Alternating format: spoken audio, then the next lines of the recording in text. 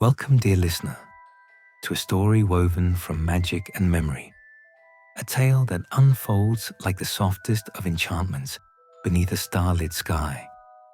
Tonight, we invite you to rest, to let go of the day's worries, and to drift gently into the world of witches and wizards, where even the most ambitious hearts can find their way home. Close your eyes, if you haven't already.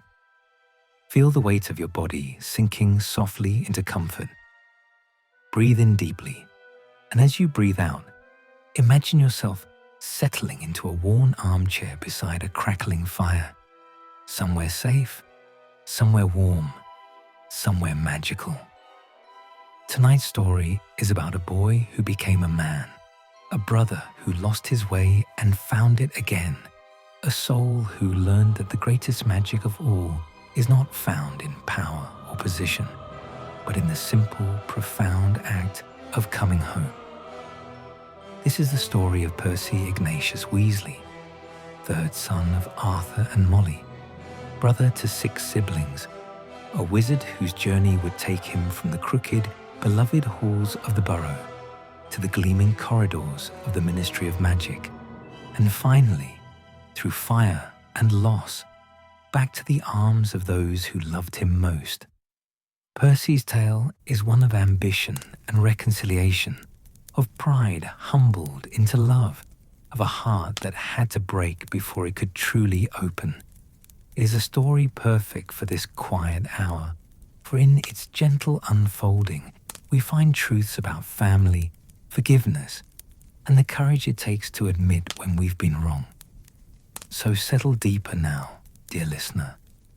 Let the soft rhythm of these words carry you like a leaf on a stream, drifting peacefully towards sleep. The wizarding world awaits, with all its wonder and warmth, and Percy Weasley's story is about to begin.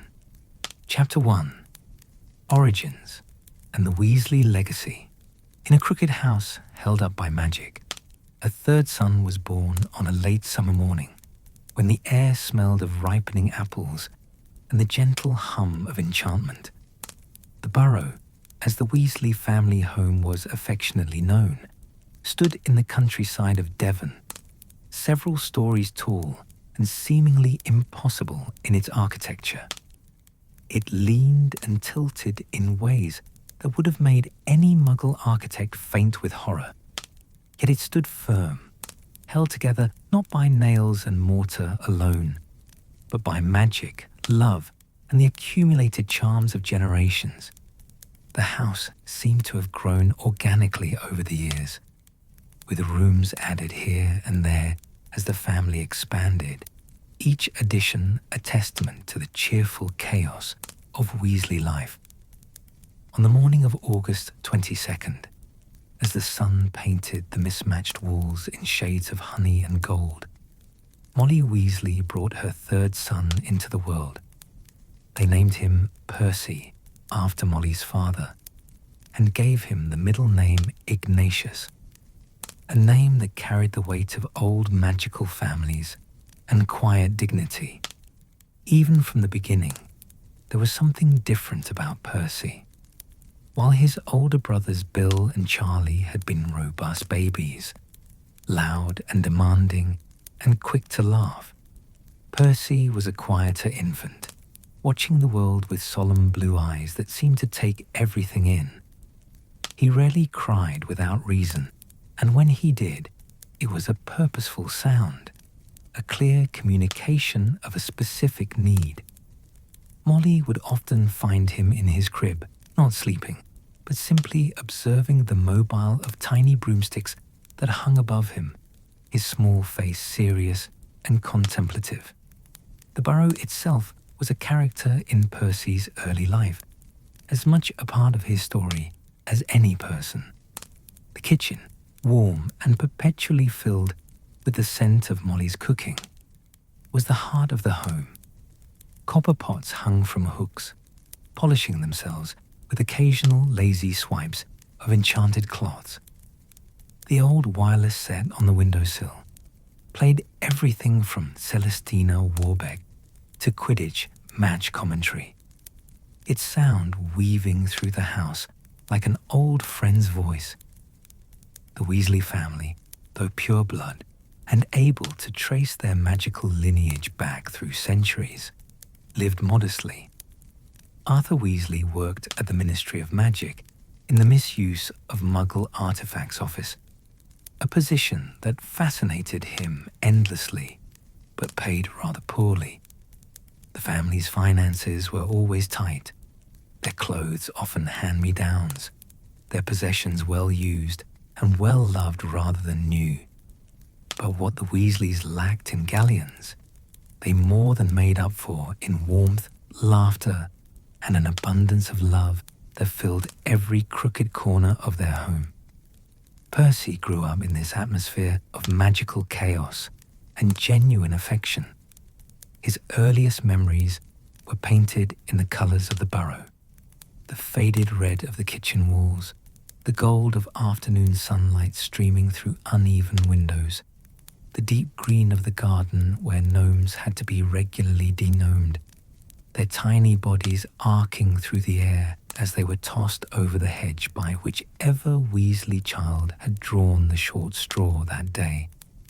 Bill, the eldest, was already showing signs of the handsome, adventurous wizard he would become. Even as a young boy, he had a natural confidence, a way of moving through the world that suggested he knew exactly where he was going. He was kind to his younger brothers, patient in a way that came naturally to firstborns who have been entrusted with responsibility early. Charlie, just 2 years younger than Bill, but a world apart in temperament, was all energy and enthusiasm. He lived for the outdoors, for climbing trees and chasing creatures and coming home covered in mud with the biggest smile on his face. Even then, his love for dragons was apparent in every toy he cherished, every story he demanded at bedtime. And then there was Percy, watching his older brothers with those thoughtful eyes, trying to understand his place in this family tapestry. From an early age, Percy seemed to sense that he needed to find his own path, something that would distinguish him from Bill's natural leadership and Charlie's adventurous spirit. He found it in order, in rules, in the comfort of structure and achievement. While his brothers played elaborate games of Quidditch in the garden, Percy would often be found inside, looking at his father's ministry pamphlets or attempting to organize the family's collection of mismatched books. Molly noticed this tendency in her third son and felt a mixture of pride and gentle concern. She loved his serious nature, his desire to help, the way he would carefully set the table without being asked, or attempt to fold the enchanted laundry, though it usually unfolded itself and floated away before he could finish. But she also worried sometimes, seeing him so determined to be good, to be perfect, to earn approval through achievement, rather than simply accepting that he was loved for himself. Arthur, returning home each evening from the ministry, would find Percy waiting by the door, eager to hear stories about the wizarding world, about how things worked, about the rules and regulations that kept magical society functioning. Unlike Charlie, who wanted tales of adventure, or Bill, who asked about curse breaking and danger, Percy wanted to understand systems, hierarchies, how one advanced through the ranks, what made a wizard respectable and successful. Always thinking ahead, our Percy, Arthur would say with a fond smile, ruffling his son's red hair. The burrow continued to overflow with life. When Percy was 2 years old, the twins arrived, Fred and George, identical and inseparable, bringing with them a double dose of mischief that would define Weasley family life for years to come. From the moment they could toddle, Fred and George were partners in crime, finishing each other's sentences, plotting pranks, and turning the already chaotic house into something approaching cheerful bedlam. Percy's role in the family shifted with the twins' arrival. No longer the youngest, he found himself in the middle, a position that seemed to emphasize his feelings of needing to stand out, to be noticed for something special. While Bill had the distinction of being first, and Charlie had his undeniable charisma, and the twins had their partnership and comedy, Percy decided he would be the responsible one, the achiever, the one who made his parents proud through proper behavior and academic excellence. He was 4 years old when he first attempted to read one of his father's ministry manuals. The words were far too advanced, the concepts beyond him, but he sat with the heavy book in his lap, his small finger tracing the lines of text, determined to understand. Molly found him like this one afternoon and felt her heart swell with a complicated mixture of love and worry. "Percy, darling," she said gently, sitting beside him on the worn sofa. "You don't need to read those just yet. You're still very young." Percy looked up at her with those serious eyes. "But I want to know things, Mum. I want to understand how everything works." She pulled him close, kissing the top of his red head. "You will, sweetheart. You'll learn so much, I promise. But for now, maybe we could read something a bit more fun? What about your fairy tale book?" Percy allowed himself to be persuaded, but even as his mother read to him about ancient witches and wizards, brave heroes and clever solutions to magical problems, his mind was already reaching forward toward a future where he would be someone important, someone who mattered, someone who made a difference in the wizarding world. The seasons turned as they always do, each one bringing its own magic to the burrow. Spring meant the garden exploding with magical plants that sometimes sang or glowed in the evening. Summer brought long golden days when the children ran wild and free, their laughter echoing across the fields. Autumn painted the trees in impossible shades of orange and gold, and winter wrapped the crooked house in snow that sparkled with enchantment.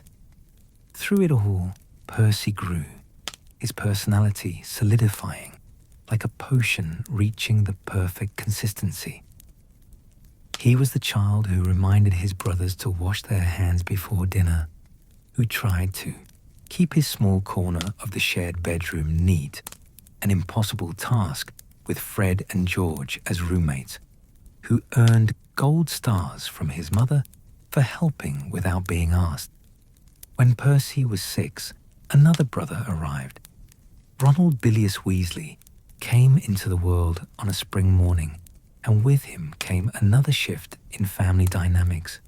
The burrow seemed to stretch to accommodate yet another Weasley, another bed appearing in the boys' room, another place setting at the table.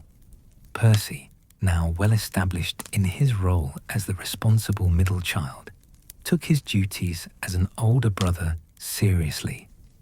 He would check on baby Ron, making sure his blankets were properly arranged, reporting to Molly if the baby seemed uncomfortable. While Fred and George found the new baby only mildly interesting before returning to their elaborate pranks, Percy felt a genuine sense of duty toward this new little brother.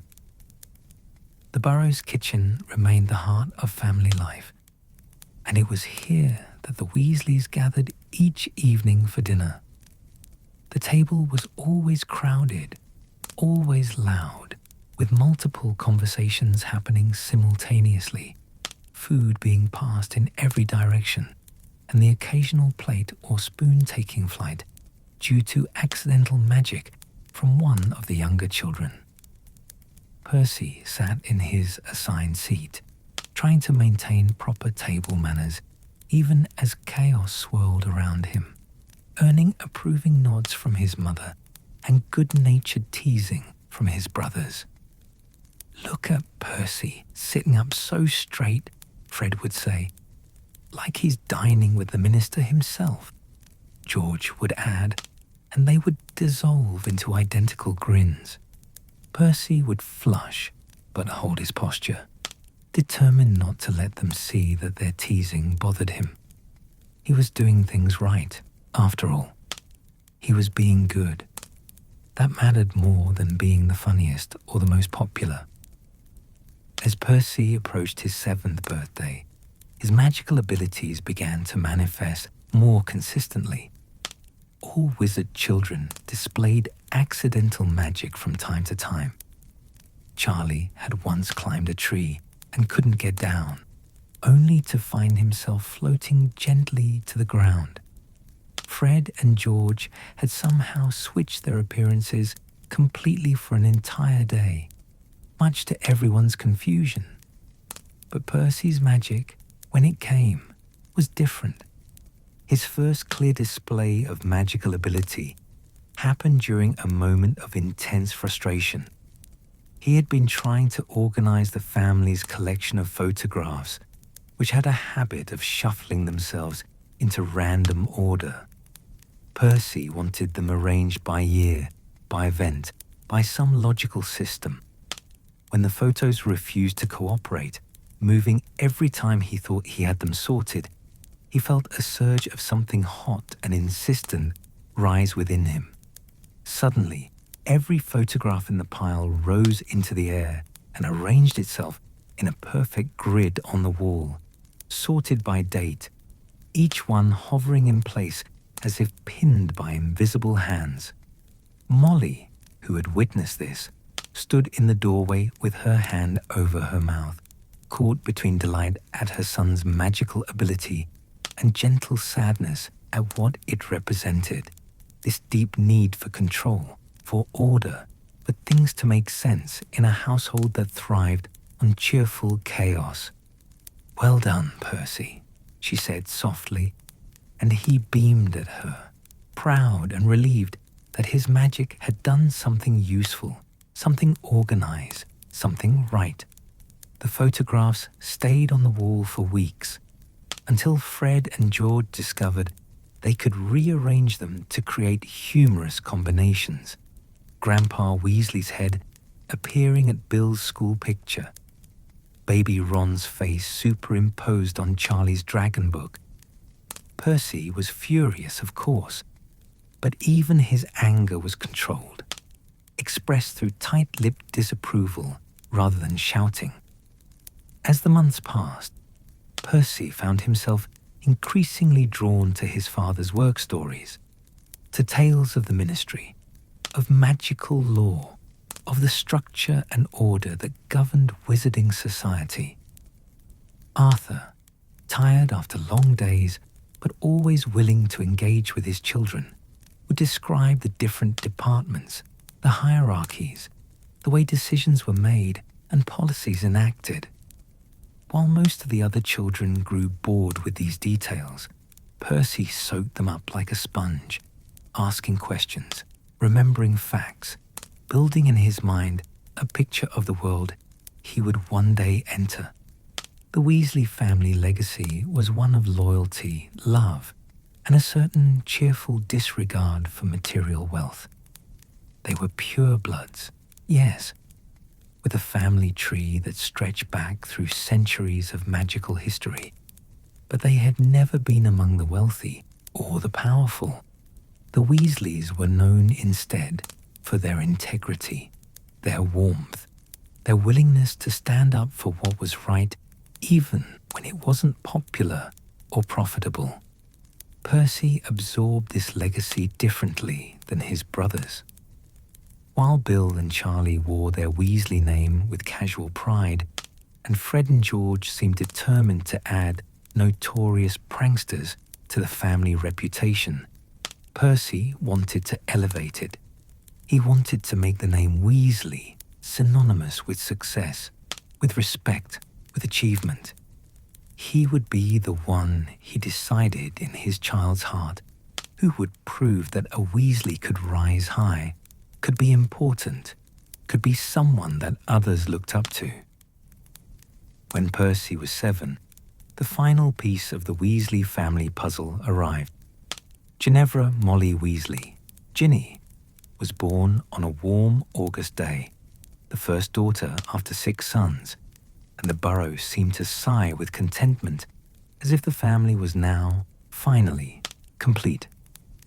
Percy watched his mother's joy at finally having a daughter, saw his father's gentle pride, observed his brother's various reactions to having a baby sister, and he felt, deep in his chest, a fierce determination to be the brother this little girl could look up to, someone who represented success and achievement and all the things that would make a Weasley respected in the wider wizarding world. The Burrow at night, when all the children were finally asleep, was perhaps at its most magical. The house seemed to breathe around them, old wood creaking softly, enchantments humming their quiet songs, the portrait of Grandpa Weasley in the hall occasionally snoring. In the bedroom he shared with his brothers, Percy would lie awake sometimes, listening to Ron's baby sounds from the crib, Fred and George's synchronized breathing, and he would dream of the future. He dreamed of Hogwarts, still several years away, but already glowing in his imagination, like a promised land. He dreamed of excellent grades, of becoming a prefect, of graduating with honors. He dreamed of the Ministry of Magic, of working in those gleaming halls his father had described, of rising through the ranks, of making a difference, of making his family proud. Outside his window, stars wheeled slowly across the sky, ancient and indifferent to the dreams of one small boy in a crooked house. But dreams, dear listener, have their own magic, their own power to shape the future.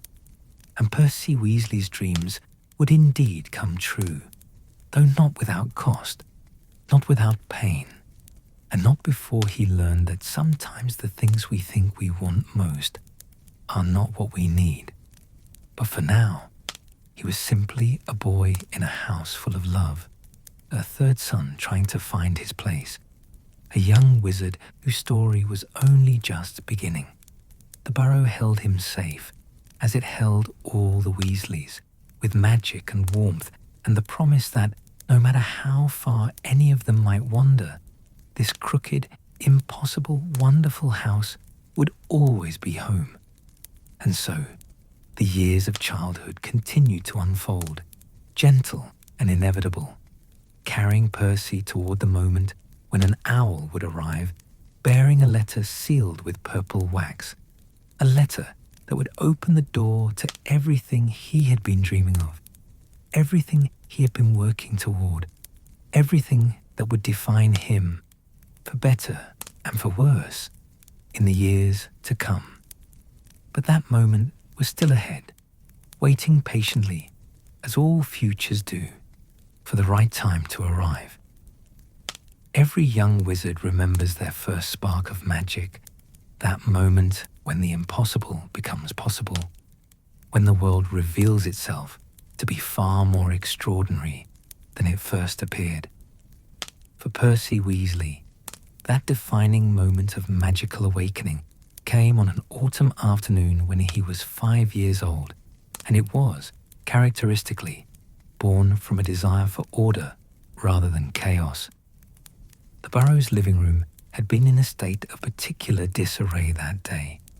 Fred and George, barely 3 years old, but already showing signs of the mischief makers they would become, had somehow managed to scatter every toy, every cushion, every movable object across the floor in what appeared to be a deliberate tornado of disorder. Molly had been called away to tend to baby Ron, who had been fussing all morning, and she had asked Percy, her reliable, serious middle son, to watch his younger brothers for just a few minutes. Those few minutes had been enough for the twins to create absolute havoc. Percy stood in the doorway, surveying the destruction with a feeling that was part frustration, part righteous indignation, and part something else entirely, something that felt hot and tingly in his chest, spreading down through his arms to the very tips of his fingers. He wanted, more than anything, for the room to be right again, to be proper, to be the way it should be. And then it happened. Without speaking a word, without moving a muscle, Percy felt the magic surge through him like a warm wave. Every object in the room, blocks and toy broomsticks, cushions and scattered books, even Fred and George's abandoned shoes, rose gently into the air. They hung there for a breathless moment, suspended in impossible defiance of everything Muggle physics would suggest. And then they moved. The toys arranged themselves neatly in their designated chest. The cushions returned to their proper places on the sofa and chairs, plumping themselves as they landed. The books stacked themselves by size on the shelf, spines aligned, with perfect precision. Even the twins' shoes paired themselves and marched over to sit neatly by the door. Fred and George, who had been watching this display with identical expressions of awe, began to clap. Percy stood trembling slightly, amazed at what he had done, proud and a little frightened by the power that had moved through him. When Molly returned moments later, she found the room immaculate and Percy standing in the center of it, his face flushed with achievement and wonder.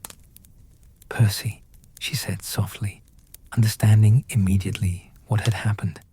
"Oh, my clever boy." She gathered him into her arms, and Percy felt the warmth of her approval wash over him like sunshine. This was it, he thought. This was how he would distinguish himself, not through pranks or adventures, but through usefulness, through being helpful, through making things better and more organized wherever he went. From that day forward, Percy's magical abilities grew steadily, each manifestation somehow reflecting his fundamental nature.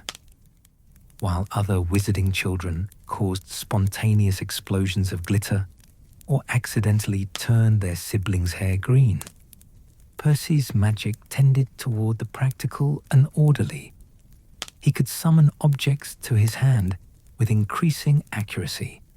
He once alphabetized an entire shelf of Molly's recipe books without touching them, simply by concentrating very hard.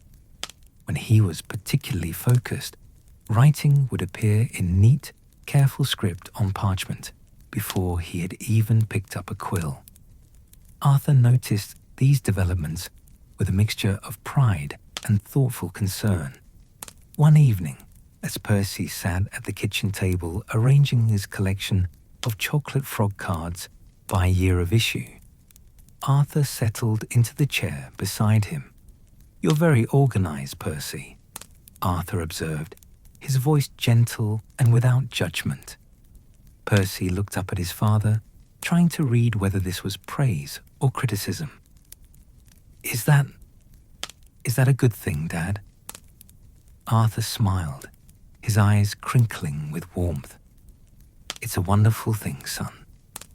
The world needs people who can bring order to chaos, but it also needs..." He paused, choosing his words carefully. "It also needs people who can find joy in a little bit of mess sometimes, who can laugh when things don't go according to plan." Percy frowned slightly, not quite understanding but filing the words away for later consideration. "I like it when things make sense," he said finally. "When everything has a place and a purpose." "I know you do," Arthur replied, reaching over to ruffle Percy's neat hair. earning a look of mild irritation as Percy immediately tried to smooth it back down. And that's part of what makes you special. Just remember that people aren't like chocolate frog cards, Percy. They can't always be sorted and arranged. Sometimes the best moments in life are the unexpected ones. It was a lesson that Percy heard but didn't truly understand. Not then. How could he, when every fiber of his being craved structure, achievement, recognition earned through effort and excellence? The burrow itself seemed to work against these instincts.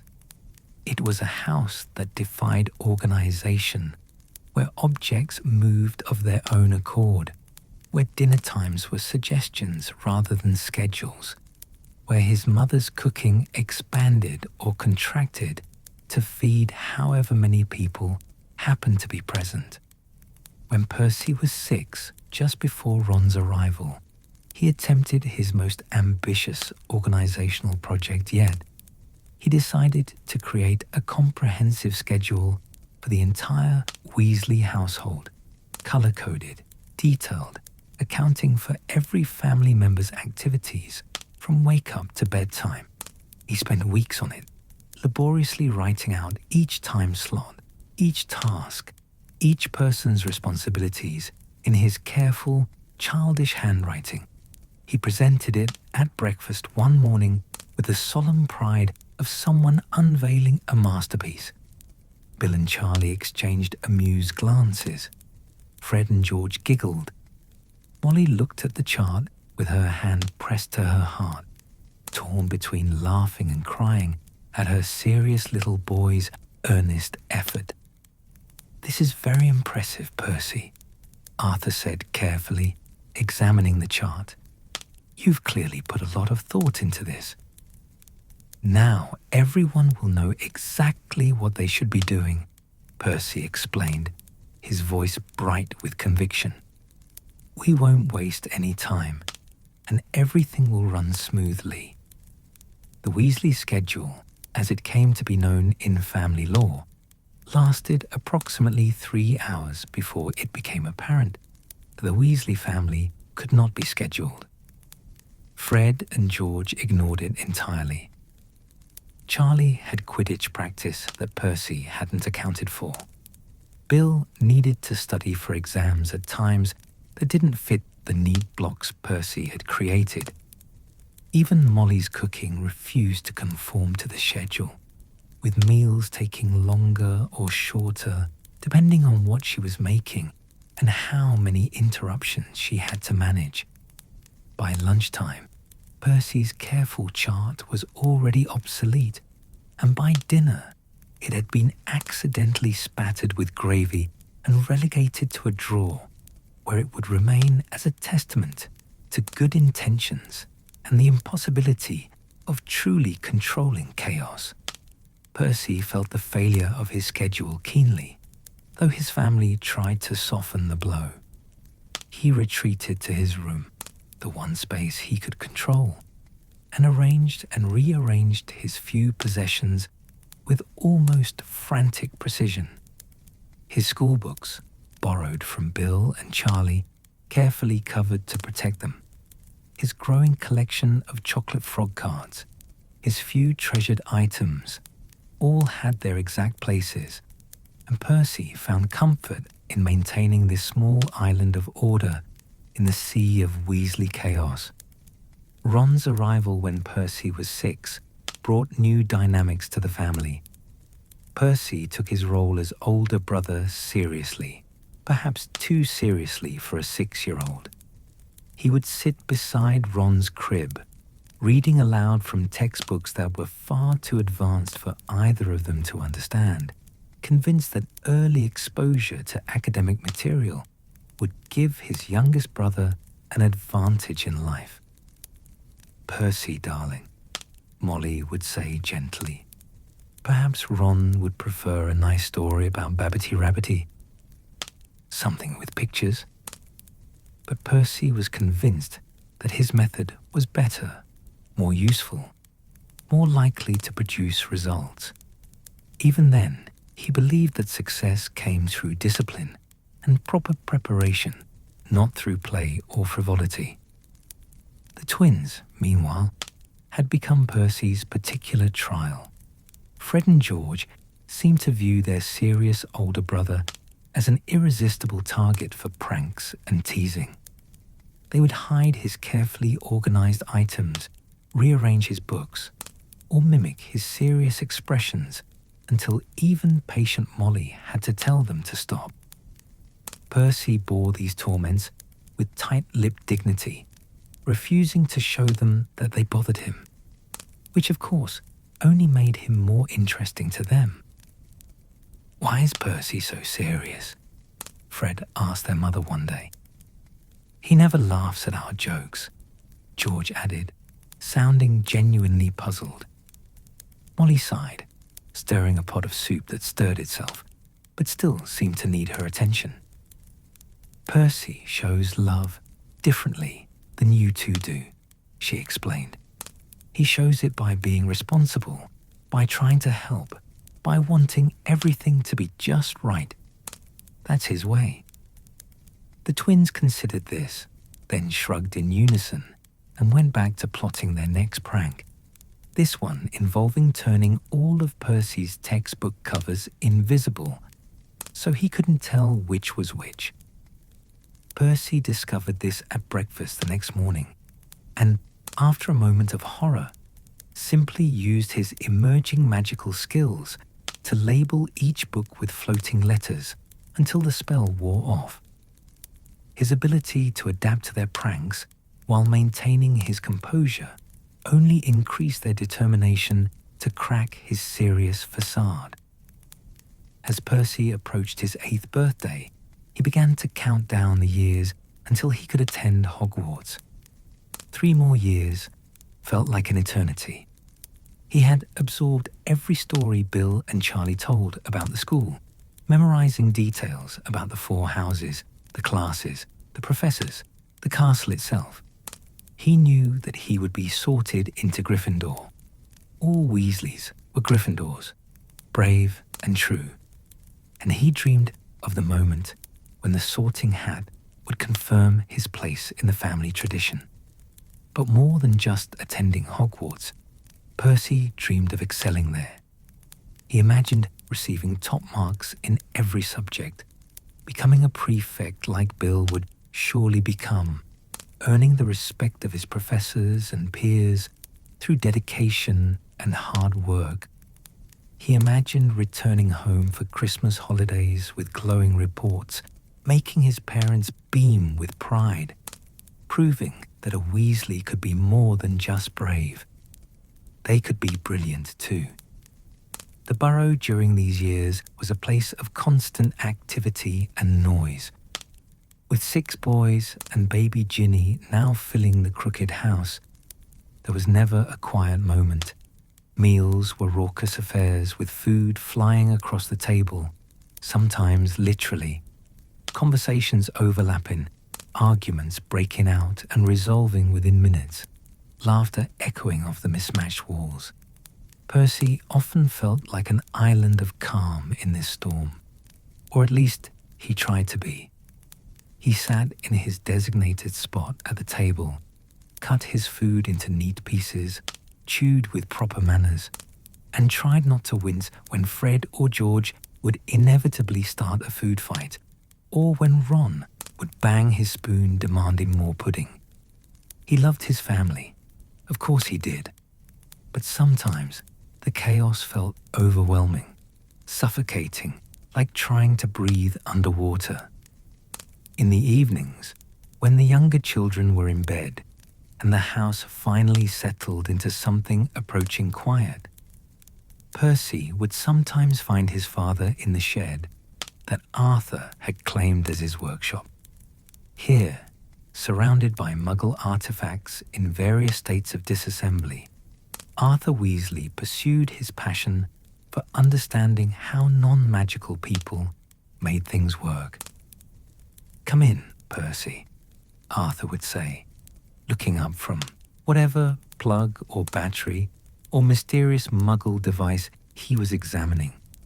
Interested in seeing how a rubber duck works, Percy would enter cautiously, trying to show interest even though Muggle artifacts didn't fascinate him the way they did his father.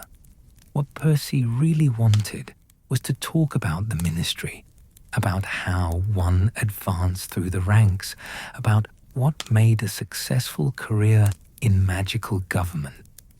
Arthur, perceptive despite his sometimes absent-minded demeanor, understood what his son was really asking. "You're very ambitious, Percy," he said one night, not unkindly. "That's not a bad thing. Ambition has driven many wizards to do great things." But what?" Percy asked, leaning forward eagerly.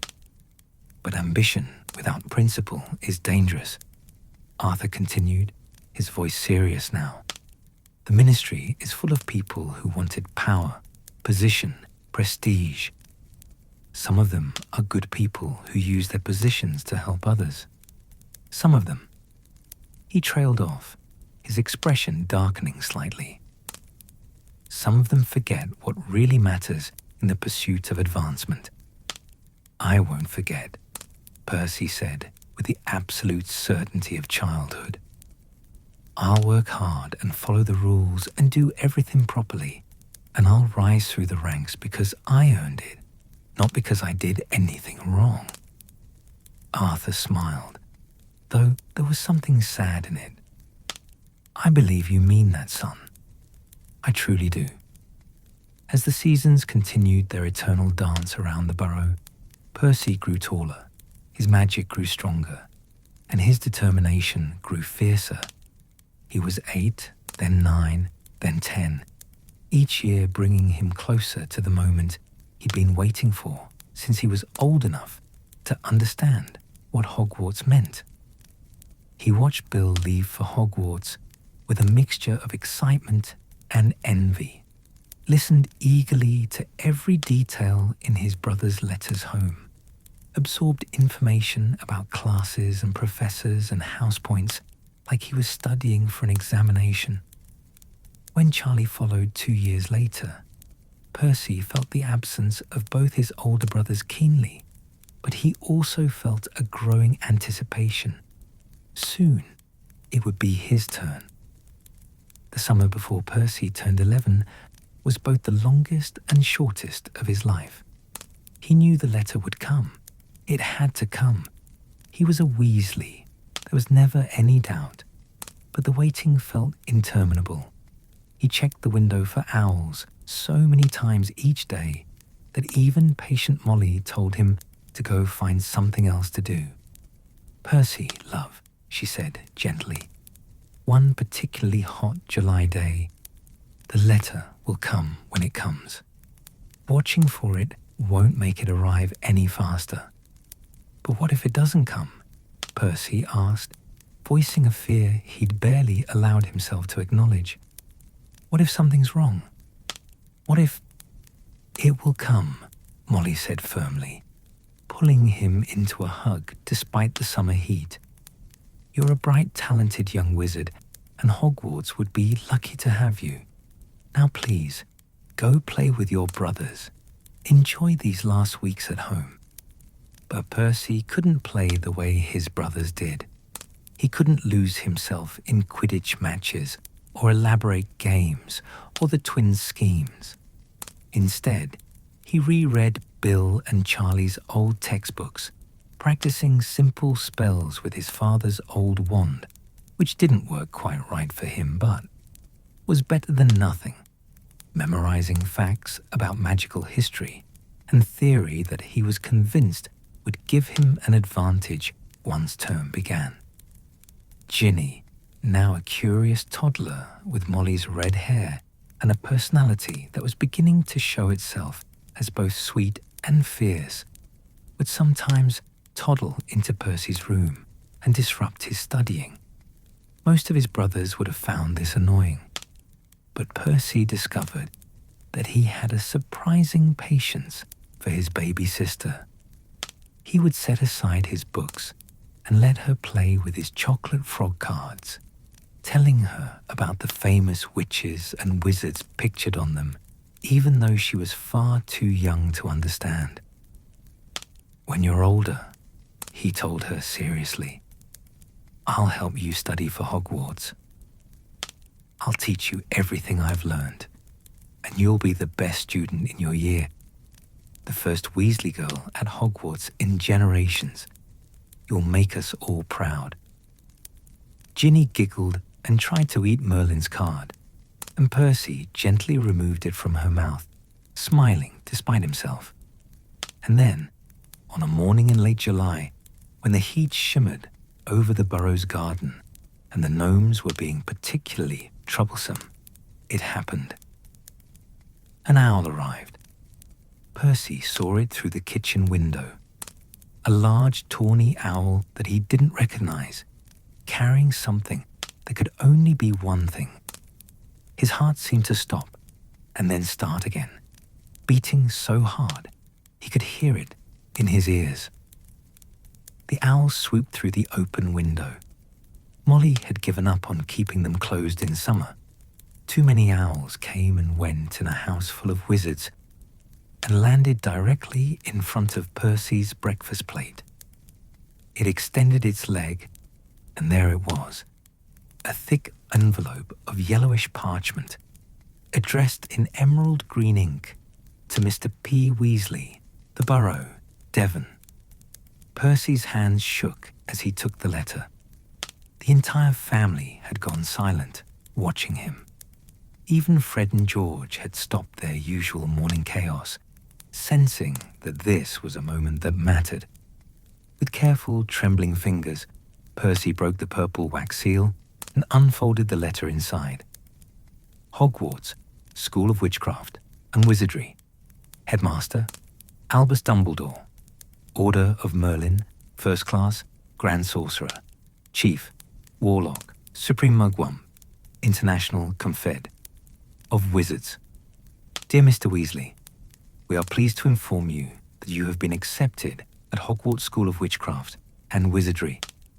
Percy read the words again and again, unable to quite believe that this moment he'd been dreaming of for years had finally arrived. He looked up to find his mother crying happy tears, his father beaming with pride, even the twins looking impressed. "I knew it," Percy whispered, his voice choked with emotion.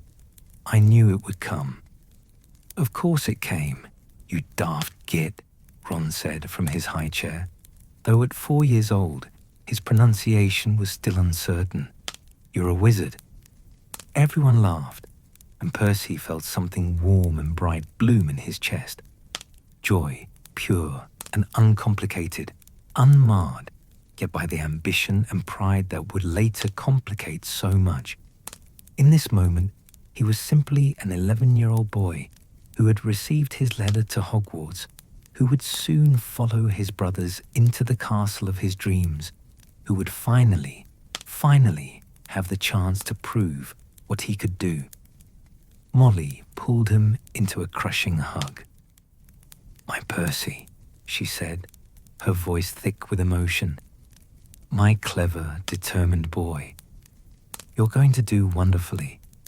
And Percy, held in his mother's arms, in the warm kitchen of the Burrow, with his whole family around him, and the Hogwarts letter clutched in his hand, believed her completely. He would do wonderfully. He would excel. He would make them all proud. The path ahead seemed clear and bright, a straight line from this moment to the success he'd always known was waiting for him. How could he know, held safe in his mother's embrace, with his father's proud smile warming him like sunlight, that the journey would be so much more complicated than he imagined? That ambition, his greatest strength, would also become his greatest weakness? That the straight path he envisioned would twist and turn and nearly break him before it finally led him home? But such knowledge was mercifully hidden from him that morning. For now, there was only joy, anticipation, and the absolute certainty that everything was about to change for the better. The Hogwarts Express steamed gently through the Scottish Highlands, its scarlet engine gleaming in the late summer sun as it carried young witches and wizards toward their destinies. Percy Weasley sat in his compartment with his spine perfectly straight, his second-hand robes carefully pressed, his trunk stowed neatly overhead, and his heart racing with a mixture of excitement and determination that made it difficult to breathe properly. This was it, the moment he had been preparing for, dreaming of, working toward for as long as he could remember. Hogwarts, finally. Beside him, Bill sat with the easy confidence of a third-year student, occasionally nodding to friends who passed in the corridor. Charlie, now in his first year at Hogwarts alongside Percy, had his nose pressed to the window, watching the countryside blur past and asking endless questions about whether they might see a dragon from the train. Percy found his brother's casual attitudes both comforting and slightly frustrating. Didn't they understand the significance of this journey? Didn't they feel the weight of opportunity, the chance to prove themselves, to excel, to become something more? The train rocked gently as it traveled north, and Percy's mind raced ahead to the sorting ceremony. He would be sorted into Gryffindor. He had to be. Every Weasley in living memory had been a Gryffindor, brave and true, and Percy would not be the one to break that tradition. But more than just being sorted into Gryffindor, Percy wanted the sorting hat to recognize something special in him, to announce to the entire Great Hall that here was a student who would distinguish himself, who would bring honor to his house and his family through dedication and excellence. "Stop fidgeting," Bill said, without looking at him, a slight smile playing at the corners of his mouth. "You'll be fine, Perce. The sorting hat knows what it's doing." "I'm not fidgeting," Percy replied, immediately stilling his hands, which had been unconsciously adjusting his robes for the 100th time. "I'm simply preparing myself mentally for the evening ahead." Charlie laughed, finally pulling his attention from the window. "It's not a battle, Percy. It's just school. You're supposed to enjoy it." But Percy couldn't think of Hogwarts as just school. It was the beginning of everything, his path to prefect, to head boy, to a prestigious position at the Ministry, to becoming someone who mattered in the wizarding world. Every moment counted, every impression he made, every test he took. This wasn't about enjoyment, it was about achievement.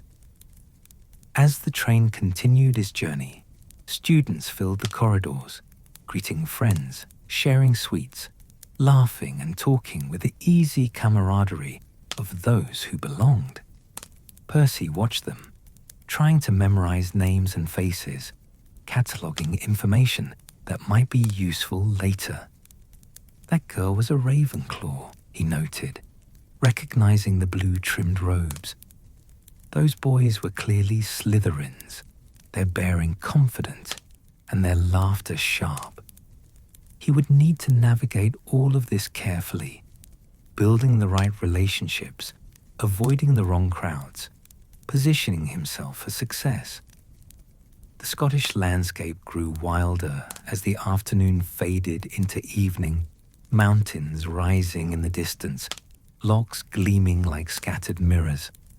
The sun painted the sky in shades of gold and rose, and Percy felt his anticipation building to an almost unbearable pitch. Soon, very soon now, when the train finally began to slow, pulling into Hogsmeade Station as darkness settled over the Highlands, Percy's heart was thundering so loudly he was certain everyone could hear it. Students poured from the carriages in a chaotic stream, and Percy heard a booming voice calling out, "First years! First years, over here!" Hagrid, the gamekeeper Bill had mentioned in his letters, stood head and shoulders above the crowd, his wild hair and beard catching the light from the lantern he held. Percy shepherded Charlie toward the gathering first years, even though his brother needed no help and was already bounding ahead with enthusiasm. "Four to a boat," Hagrid called, and the first years clustered nervously at the edge of a vast black lake. Percy could see Hogwarts Castle in the distance, its windows glowing with welcoming light, turrets and towers silhouetted against the star-filled sky. It was more beautiful than he had imagined, more imposing, more magical, and for a moment, Percy forgot to be nervous and simply stared in wonder. The boats glided across the lake of their own accord, smooth and silent, carrying their precious cargo toward the castle. Percy sat rigid in his boat, trying to take in every detail. The way the stars reflected on the water's surface, the distant sound of the giant squid moving in the depths, the way the castle seemed to grow larger and more magnificent with every passing moment. They disembarked at the castle's entrance, and a tall, severe-looking witch in emerald robes was waiting. This was Professor McGonagall, Deputy Headmistress and the head of Gryffindor House. Percy recognized her from Bill's descriptions and immediately straightened even further, if that was possible, determined to make a good first impression. "Welcome to Hogwarts," Professor McGonagall said, a Scottish accent crisp and authoritative. "In a few moments, you will pass through these doors and join your classmates. But before you take your seats, you will be sorted into your houses. They are Gryffindor, Hufflepuff, Ravenclaw, and Slytherin. While you are here, your house will be like your family." Percy listened intently to every word, committing them to memory. Your house will be like your family. He understood this on a level that went beyond simple comprehension. Your house was where you would build your reputation, where your achievements would be recognized, where you would begin to establish yourself as someone worthy of respect and advancement. They waited in a small chamber off the Great Hall, and Percy could hear the murmur of hundreds of voices beyond the doors. His mouth felt dry. His new robes, second-hand but clean and carefully mended by his mother, suddenly felt too tight around his collar. This was it. This was the moment that would define the next 7 years of his life. The doors opened, and they filed into the Great Hall. Nothing Percy had imagined had prepared him for the reality of that moment. The Great Hall stretched before them, vast and magnificent, with 4 long tables filled with students in their house colors. Thousands of candles floated in midair, casting a warm golden light over everything. And above, oh, above, the ceiling had been bewitched to look like the night sky, complete with stars that twinkled and the occasional wisp of cloud drifting past. Percy walked up the center aisle with the other first years, trying to keep his expression calm and composed, even though he wanted to gape at everything around him. He could see Bill at the Gryffindor table, giving him an encouraging nod. Other students watched the first years with varying degrees of interest, and Percy felt the weight of all those eyes, all that potential judgment. Professor McGonagall placed a stool in front of them, and upon it sat a patched, frayed wizard's hat, the sorting hat.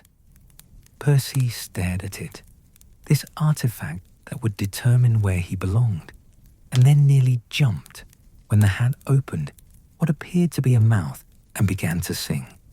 The hat song spoke of the qualities valued by each house: courage for Gryffindor, loyalty for Hufflepuff, wit for Ravenclaw, ambition for Slytherin.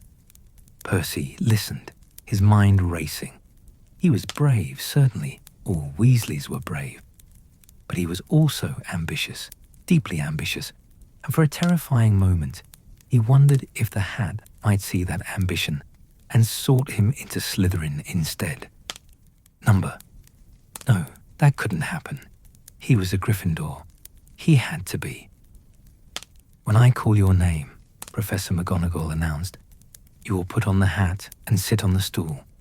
The hat will announce your house." The sorting began. Percy watched each student approach the stool, watched the hat deliberate for varying lengths of time before shouting out his decision. Each announcement was met with cheers from the relevant house table, and Percy found himself mentally cataloguing which students went where, already beginning to assess who might be useful to know, who might be competition. "Weasley! Charles!" Professor McGonagall called, and Charlie bounded up to the stool with typical enthusiasm. The hat had barely touched his head before it shouted, "Gryffindor!" and Charlie jogged over to thunderous applause from the Gryffindor table, where Bill was cheering loudly. More names, more sortings. Percy's hands were trembling slightly, and he clasped them together to hide the shaking. Weasley, Percy. His legs felt strangely disconnected from his body as he walked to the stool. The great hall seemed to stretch and warp around him, the distance impossibly far and yet covered in just a few steps. He sat on the stool, and Professor McGonagall lowered the sorting hat onto his head. The hat slipped down over his eyes, blocking out the great hall, and a small voice spoke directly into his mind. "Ah, another Weasley," the hat said, sounding almost amused. "But what's this?" "Ambition. So much ambition. Such a drive to prove yourself, to rise above, to be recognized and respected. That's interesting.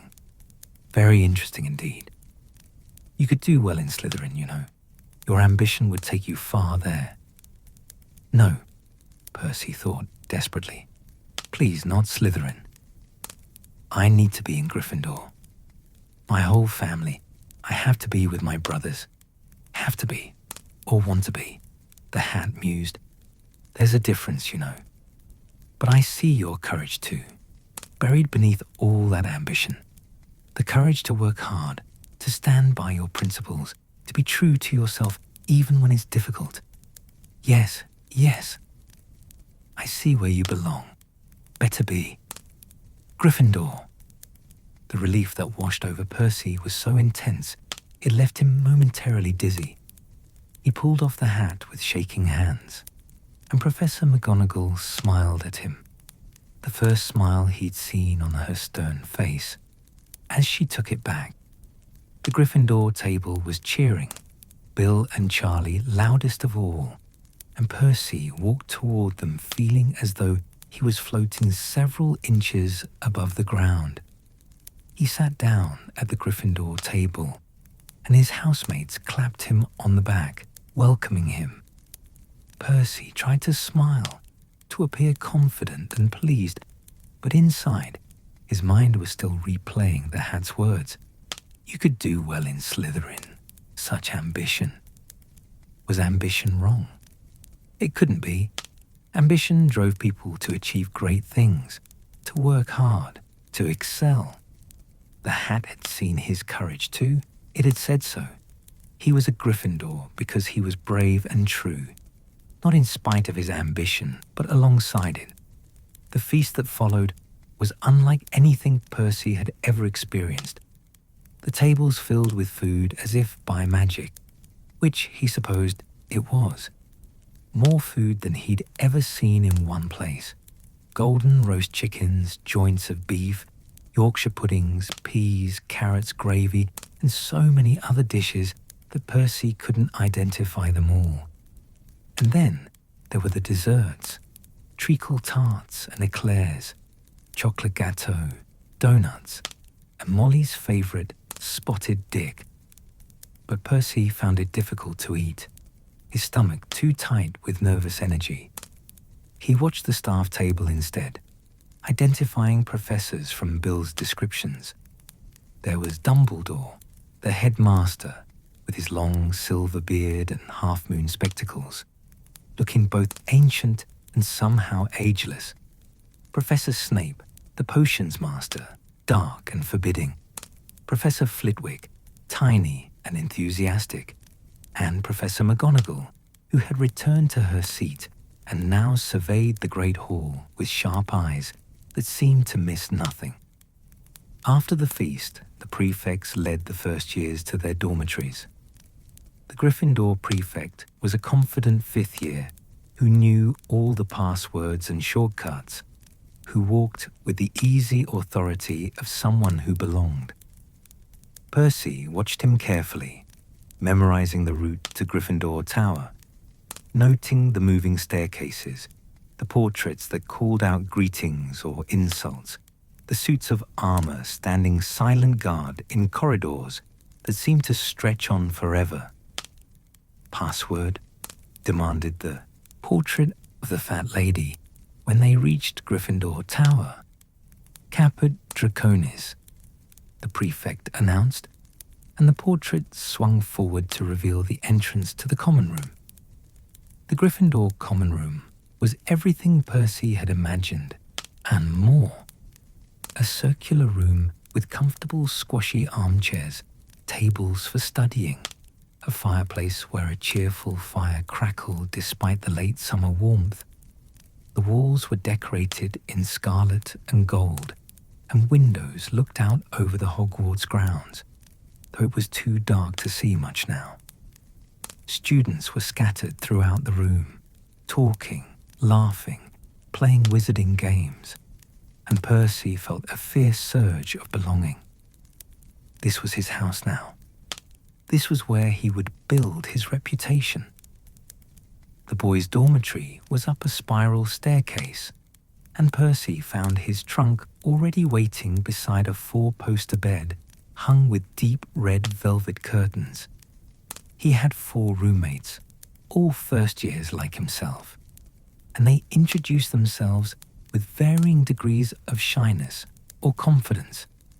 Percy shook hands with each of them, filing away names and first impressions, already beginning to assess who might be useful as study partners, who might be competition for top marks. That first night, lying in his bed with the curtains drawn around him and the unfamiliar sounds of his roommates settling in for sleep, Percy allowed himself a moment of pure satisfaction. He had done it. He was at Hogwarts. He was a Gryffindor. The path ahead was clear. Excel in his classes, earn the respect of his professors, work toward becoming a prefect, and eventually head boy. From there, a prestigious position at the ministry would follow naturally. He fell asleep planning, organizing, dreaming of a future that seemed, in that moment, perfectly within his grasp. The next morning brought Percy's first experience with the Hogwarts schedule, and he approached it with the same serious dedication he brought to everything. He had studied the course listings before arriving, had already decided which electives he would take in his 3rd year, and had a clear plan for how he would allocate his study time to maximize his grades. Classes began, and Percy discovered that Hogwarts lived up to every expectation. Transfiguration with Professor McGonagall was challenging and precise, requiring exactly the kind of focused dedication that Percy excelled at. Charms with Professor Flitwick was joyful and encouraging, though Percy sometimes found the professor's enthusiasm slightly overwhelming. Defense against the dark arts changed teachers frequently, But Percy adapted to each new professor's style with determination. And then there was potions with Professor Snape. Snape's classroom was in the dungeons, cold and dimly lit, lined with glass jars containing unsettling specimens floating in various colored liquids. The professor himself was intimidating, dark robes billowing as he moved, voice soft but cutting, eyes that seemed to see through any pretense or inadequacy. Percy sat in the front row for every potions class, his ingredients organized neatly, his cauldron polished, his measurements precise. He followed every instruction exactly, checked and rechecked his work, and took meticulous notes on everything Snape said.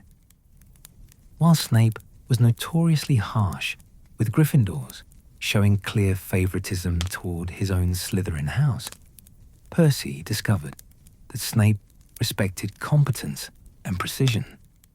If your potion was brewed correctly, if your work was neat and your answers accurate, even Snape couldn't find much to criticize. "Adequate, Weasley," Snape would say, examining Percy's perfectly brewed cure for boils or his forgetfulness potion. And though it was hardly effusive praise, it was more than most Gryffindors received. Percy's other classes passed in a blur of concentrated effort. He took notes in every lesson, studied in the library until the librarian, Madame Pince, had to chase him out at closing time, and approached every assignment as if it were the most important thing he would ever do. His housemates found him intense, perhaps a bit too serious, but they couldn't deny his dedication. Charlie, meanwhile, was having an entirely different Hogwarts experience.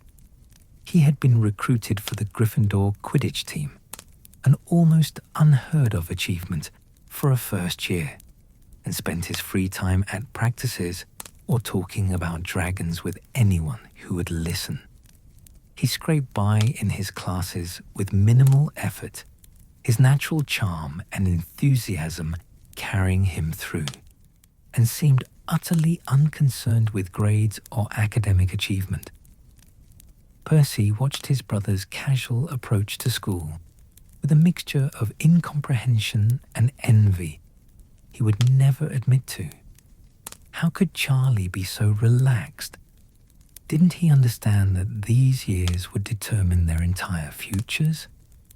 But Charlie simply grinned and said Hogwarts was meant to be fun, and Percy couldn't understand that perspective at all.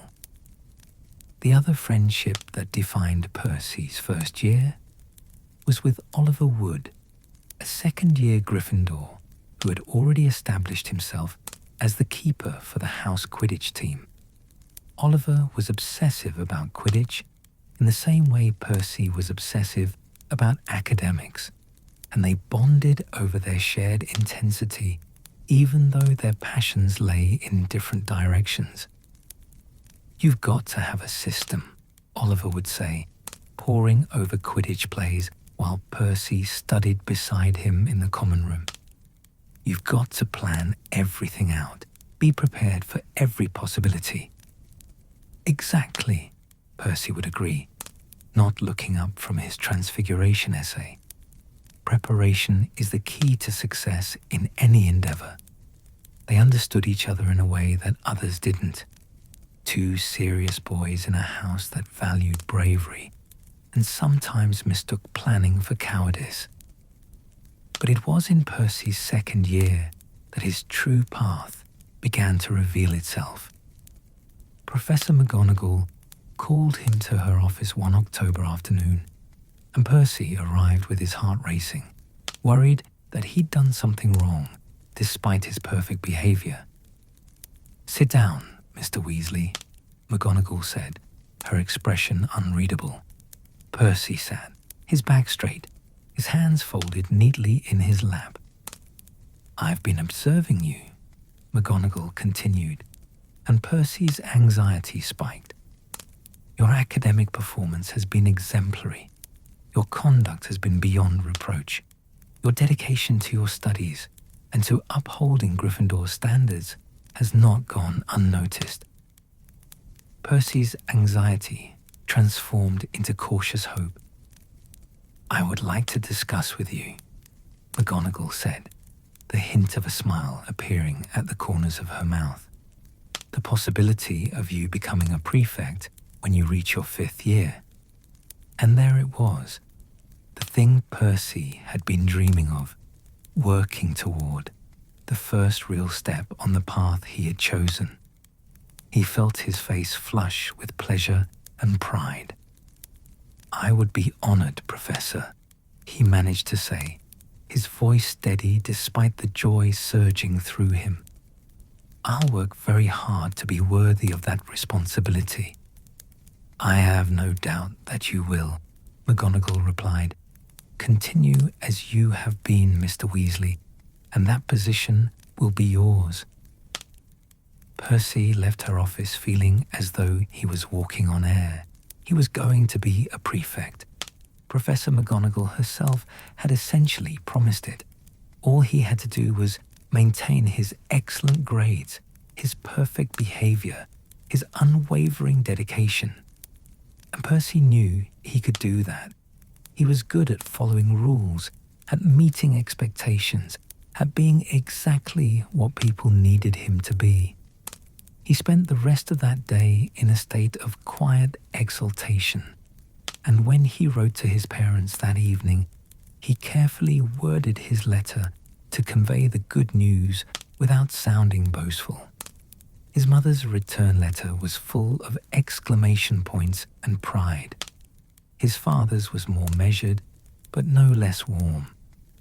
Bill wrote to congratulate him, and even Charlie sent a brief note saying, "Good on you, Perce," though Percy suspected their mother had forced him to write it.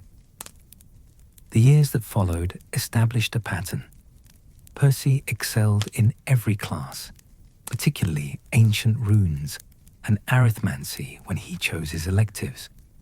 He spent his free time in the library, became a fixture at the front of every classroom, and earned the respect of his professors through consistent, exceptional work. He helped younger students with their homework, not out of any particular warmth, but because it was the right thing to do, and because it established him as responsible and helpful. His relationship with his brothers at Hogwarts was complicated. Bill had graduated and left for Egypt to work as a curse breaker, and Percy missed having his oldest brother's steady presence, even if they'd never been particularly close. Charlie was entirely consumed by Quidditch and his dragons, and they barely saw each other despite being in the same house. The distance between them grew not from any animosity, but from their fundamentally different approaches to life. And then Fred and George arrived at Hogwarts. Percy's 5th year, the year he finally officially became a prefect, was also the twins' first year, and from the moment they were sorted into Gryffindor, the sorting hat apparently finding their courage and mischief perfectly suited to the House of the Brave, they became Percy's particular trial. The twins viewed rules as suggestions at best, obstacles to be creatively circumvented at worst. They turned corridors into swamps, set off dung bombs in strategic locations, and seemed to view Percy's prefect badge as a personal challenge rather than a symbol of authority to be respected. "Come on, Perce," Fred would say, grinning as Percy discovered yet another of their pranks. "We're family," George would add. "You can't turn us in." But Percy did turn them in, because rules were rules, and being a prefect meant enforcing them without favoritism. This decision, made from what Percy saw as principle, drove another wedge between him and his brothers. The twins called him pompous and stiff. Other Gryffindors sometimes agreed. Percy told himself He didn't care, that he was doing what was right, that respect was more important than popularity. He was lying, of course, but he was very good at lying to himself. Percy's prefect badge became the center of his identity at Hogwarts. He wore it with pride, polished it regularly, and took his duties seriously. He patrolled the corridors at night, docked points from rule breakers, regardless of their house, and filed meticulous reports about any incidents he encountered. The other prefects found him somewhat overbearing, but they couldn't fault his dedication. In his 6th year, Percy discovered a new focus for his intensity: a Ravenclaw girl named Penelope Clearwater. She was a prefect too, intelligent and organized and ambitious in her own quiet way. They bonded during their prefect duties, studied together in the library, and developed a relationship that was part romance, part academic partnership. Penelope understood Percy in a way his brothers never had. She appreciated his dedication, his drive, his desire to excel. She didn't mock his seriousness or tell him to relax and have fun. Instead, she supported his ambitions, shared his study schedules, and dreamed alongside him of successful ministry careers and important positions. "You're going to be someone important, Percy," she told him one evening as they patrolled the corridors together. "I can tell. You have the discipline and the drive. You're going to do great things." Percy held those words close to his heart, treasured them, repeated them to himself when doubts crept in during the quiet hours of the night. His 7th year brought the appointment he'd been working toward since his first day at Hogwarts, head boy. When he received the letter that summer, along with his NEWT results, 12 OWLs, all outstanding or exceeds expectations, Percy felt that everything he'd sacrificed, every hour spent studying instead of enjoying himself, every time he'd chosen duty over fun, had been worth it. He returned to Hogwarts for his final year, wearing his head boy badge with fierce pride.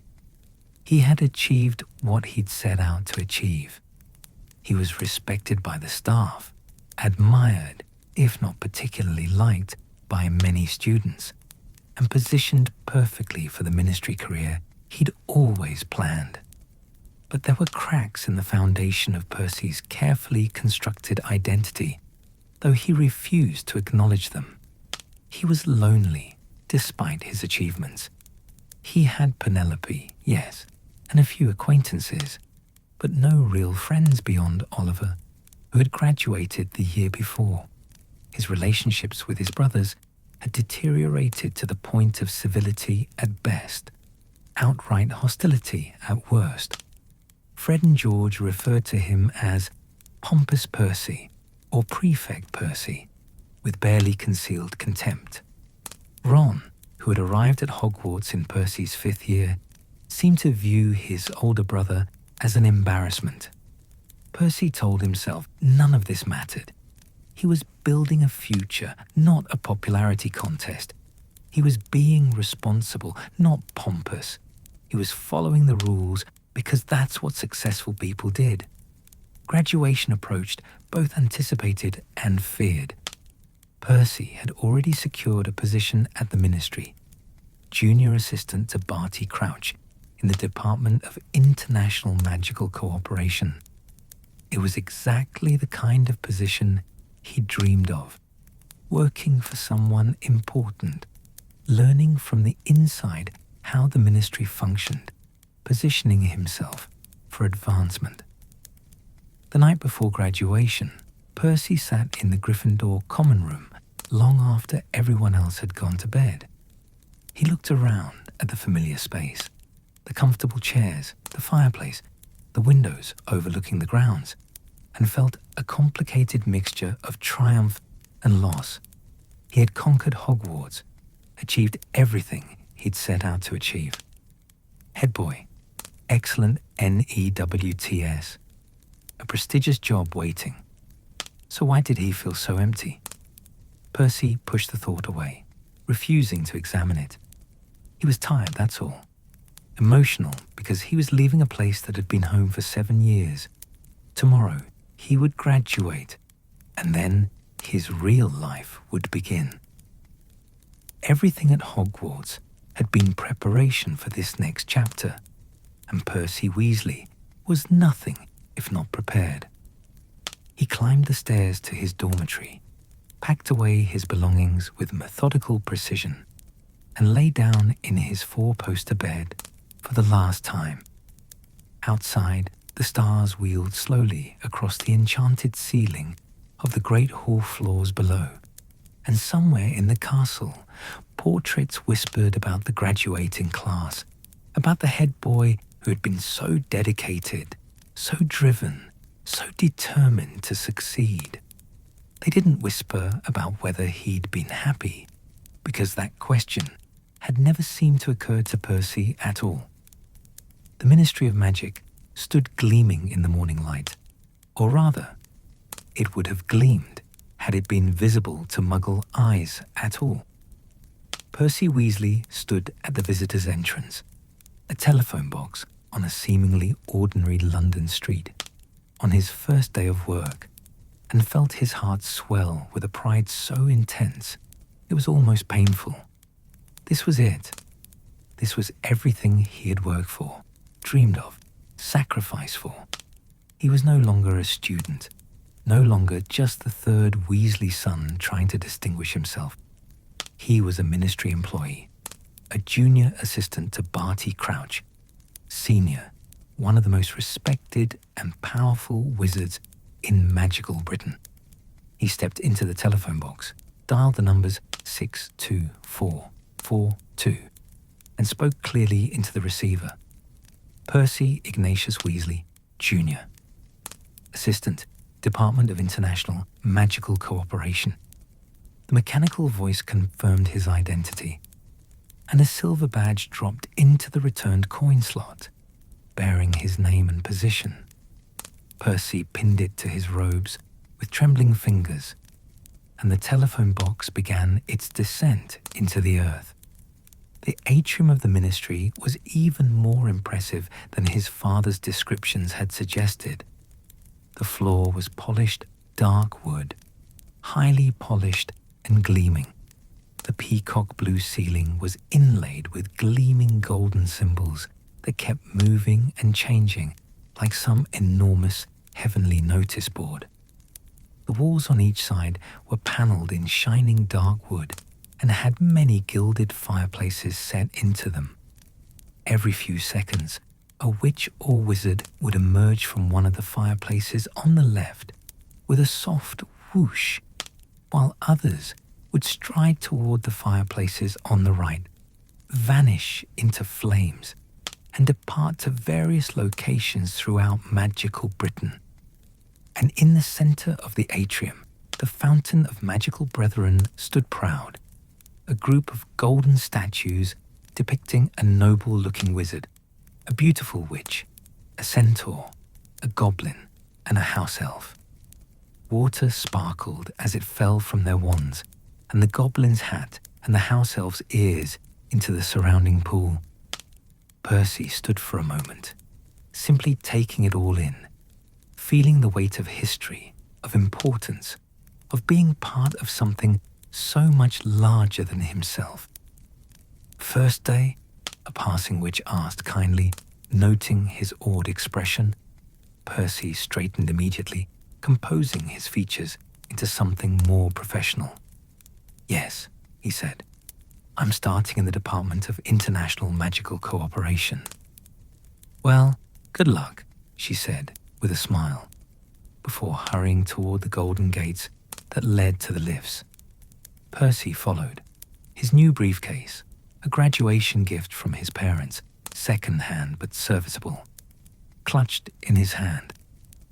The golden gates clanged shut, and the lift lurched upward, passing floors with announcements that made Percy's head spin with possibility. Department of Magical Law Enforcement, Department of Magical Accidents and Catastrophes, Department of Mysteries. Level 5, Department of International Magical Cooperation.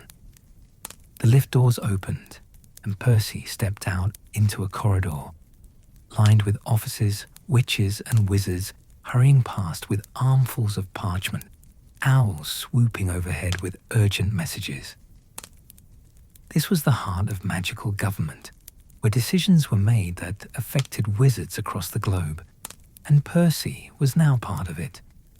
His own office, well, cubicle, really, barely large enough for a desk and filing cabinet, was tucked in a corner of the department. But Percy didn't care about its size. He had an office at the ministry. He had a desk with his name on a small brass plaque. He had a job that mattered. Barty Crouch, Senior, was everything Percy had hoped for in a superior. Tall, rigid, impeccably dressed in the most formal robes, with a manner that suggested no tolerance for incompetence or casual behavior. He spoke in clipped, precise sentences, expected perfection from his staff, and had no patience for excuses or delays. Where others might have found him cold or intimidating, Percy saw only a model to aspire to, someone who had risen to the top through discipline, dedication, and unwavering commitment to proper procedure. You will be responsible for correspondence regarding international magical cooperation, Crouch informed Percy on that first day, his voice brooking no argument. Every letter must be perfect. No spelling errors, no grammatical mistakes, no breaches of protocol. The department's reputation rests on proper communication. Do you understand? Absolutely, Mr. Crouch, Percy replied, standing at attention. I won't let you down, sir. Crouch's expression didn't soften, but he gave a single sharp nod of approval before sweeping out of Percy's cubicle, leaving him to begin his work. And work Percy did. He arrived at the ministry before almost anyone else, often via flu powder from the borough at 6 in the morning, and stayed until well after dinner. He proofread every letter multiple times, checked and rechecked every fact, organized files with meticulous precision, and volunteered for additional projects whenever the opportunity arose. His co-workers found him intense, perhaps overly eager, but they couldn't deny his competence. The work itself was fascinating to Percy in a way that might have bored others. He drafted correspondence with magical governments in Bulgaria, Egypt, and Peru. He helped organize international conferences, ensuring that every detail was perfect, from the seating arrangements to the translation spells. He learned the intricacies of international magical law, the delicate diplomatic relationships between countries, the way power flowed through the wizarding world.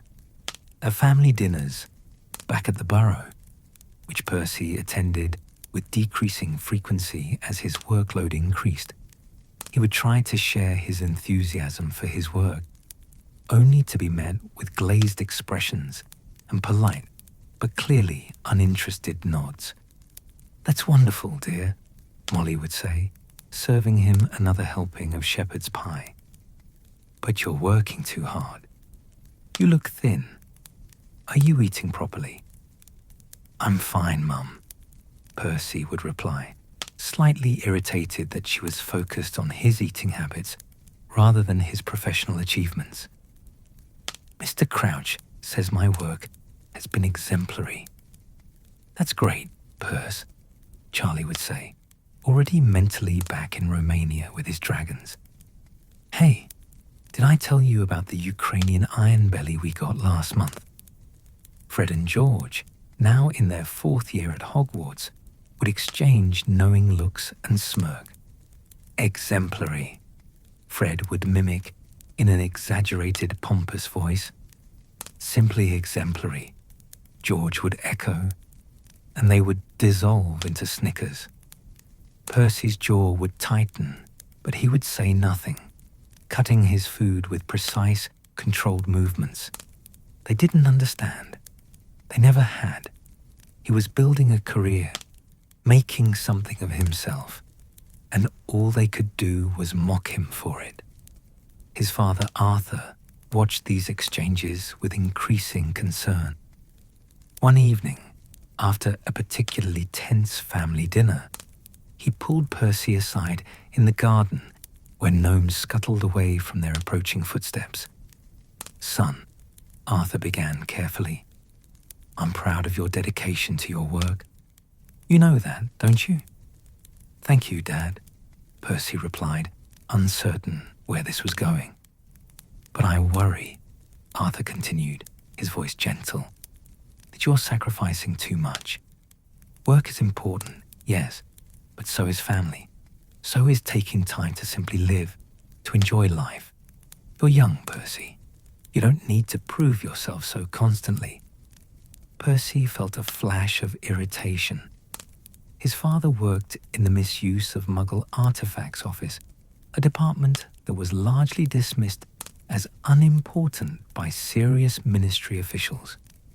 Arthur had been in the same position for years, with no advancement, no recognition, content to tinker with Muggle plugs and batteries instead of pursuing real power or influence. What could he possibly understand about ambition, about wanting to rise above mediocrity? "I appreciate your concern, Dad," Percy said stiffly, "but I'm fine. This is what I want. This is important to me." Arthur sighed, and in that sigh, Percy heard disappointment, though he couldn't understand what his father had to be disappointed about. Percy was doing everything right. He was being responsible, dedicated, successful. Wasn't that what parents wanted? "Just remember," Arthur said quietly, "that the ministry isn't everything. Your family loves you, Percy, not because of what you achieve, but because of who you are." But Percy couldn't separate those things. Who he was and what he achieved felt inseparable to him. Without his achievements, without his success, who was he? Just another Weasley in hand-me-down robes, overlooked and unremarkable. Number. His achievements defined him, elevated him, made him matter. The months passed in a blur of work and increasing isolation. Percy's relationship with Penelope Clearwater, which had continued after graduation, began to show strain. She had taken a position at the Department of Magical Transportation and had her own ambitions, her own demanding schedule. They saw each other infrequently, their conversations increasingly focused on work rather than anything personal. "We're growing apart," Penelope said one evening over dinner at a small restaurant in Diagon Alley. Her voice was sad but resigned. Percy wanted to argue, to insist they were fine, but he couldn't quite muster the words. The truth was, he had been so consumed with his ministry work, with impressing Crouch, with positioning himself for his next promotion, that he had neglected the relationship. And when he examined his feelings honestly, which was rare, he wasn't sure how much he missed Penelope herself versus the idea of having a respectable girlfriend with a good ministry position.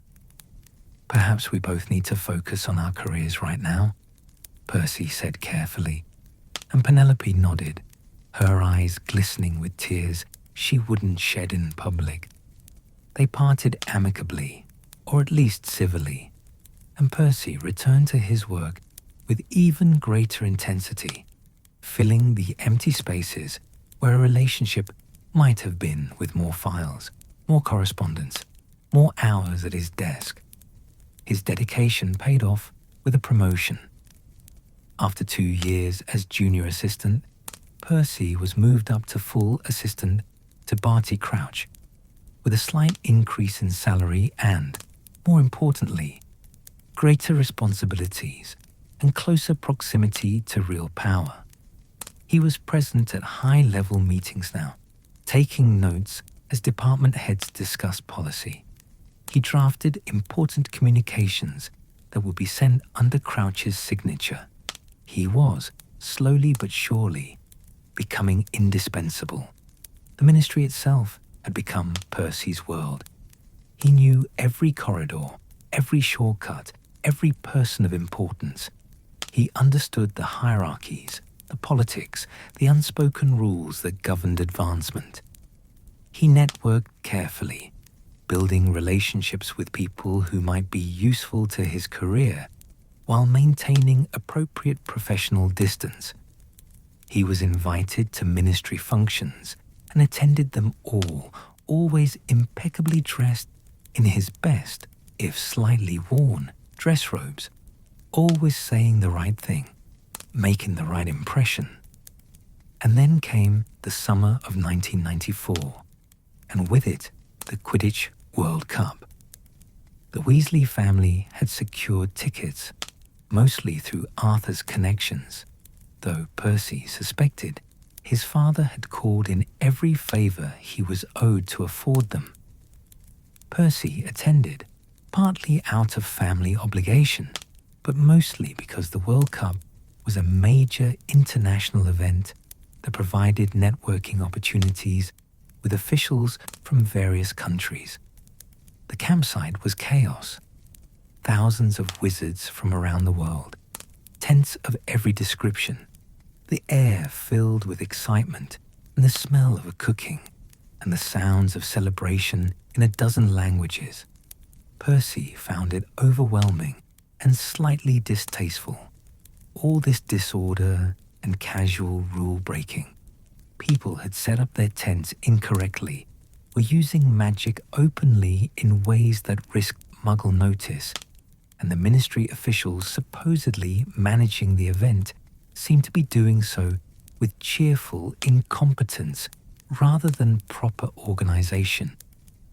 Percy spent much of the time at the campsite going around offering to help the ministry officials organize things, much to his family's embarrassment and the officials' bemusement. "Percy, for heaven's sake, relax," Bill said, pulling him away from a lengthy explanation he was giving to a weary-looking official about proper campsite layout. "We're here to have fun. Someone needs to ensure things are run properly," Percy replied stiffly. "The potential for a breach of the international statute of secrecy is enormous with this many wizards gathered." "You're not on duty," Charlie interrupted, throwing an arm around Percy's shoulders in a gesture that Percy found simultaneously comforting and annoying. "Come on, Perce. Just enjoy the match." The match itself was spectacular. Bulgaria versus Ireland. Victor Crumb's incredible seeking against Ireland's superior teamwork. Percy tried to appreciate it, tried to lose himself in the excitement that had captured his entire family. But he found his mind wandering to work concerns, to projects waiting on his desk, to opportunities he might be missing while he was here watching a Quidditch match. And then came the night after the match, when everything changed. Death Eaters appeared in the campsite, terrorizing Muggles, burning tents, their masks gleaming in the firelight as they caused chaos and destruction. The dark mark, you know whose sign, was cast into the sky, a green skull with a serpent emerging from its mouth, and panic spread through the campsite like wildfire. Percy's first thought, even in the midst of the chaos, was for the ministry's reputation. This was a disaster of epic proportions, an international event, representatives from magical governments worldwide present, and Death Eaters attacking with apparent impunity. The ministry would be humiliated. Procedures had clearly broken down. someone would be held accountable. His second thought was for his family. In the chaos and darkness, with spells flying and people screaming, Percy lost track of his brothers and sister. He called out for them, searching through the panicking crowds, his heart racing with a fear he hadn't allowed himself to feel in years. For a moment, all his carefully constructed priorities fell away, and he was just a brother desperate to know his family was safe. They were fine, it turned out, shaken but unhurt, gathered together as the ministry officials finally restored order. Percy hugged them briefly, awkwardly, before immediately pulling back and reassuming his professional demeanor. "This is a catastrophic failure of security," he announced to no one in particular. "Mr. Crouch will need a full report. The international implications alone." "Percy," his father said quietly, "not now. We're all safe. That's what matters." But Percy couldn't let it go. Even as they made their way back to the burrow via Port Key, even as Molly fussed over everyone and insisted on making hot chocolate. Despite the late hour, Percy was mentally drafting a report, analyzing what had gone wrong, considering how the ministry could mitigate the damage to its reputation. The next morning, Percy returned to the ministry to find it in chaos. Emergency meetings were being called. The minister himself was involved, and Crouch was in a fury, demanding answers, assigning blame, working to control the narrative before international relations were irreparably damaged. Percy threw himself into the crisis management, working 18-hour days, barely sleeping, hardly eating. This was what he was good at. Organization in the midst of chaos, careful documentation, proper procedure, followed even under pressure. Crouch relied on him heavily during this period, and Percy felt a savage satisfaction that his dedication was being recognized, that he was proving himself indispensable. But the incident had revealed cracks in the ministry's facade, cracks that would only widen in the months to come. When Harry Potter claimed that you-know-who had returned at the end of that school year, the ministry, and Cornelius Fudge in particular, refused to believe it. It was politically inconvenient, frightening, destabilizing. Better to dismiss the boy as disturbed or attention-seeking, to maintain the comfortable fiction that the Dark Lord was gone forever. Percy, listening to the discussions in the ministry, hearing Fudge's reasoning, found himself agreeing. Not because he had examined the evidence carefully, not because he had spoken to Harry or heard his account firsthand, but because the alternative was too unsettling. If you-know-who had truly returned, then everything was about to change. The comfortable, ordered world Percy had built for himself at the ministry would be thrown into chaos. His career path, so carefully planned, might be disrupted. And so, Percy chose to believe what was convenient rather than what was true.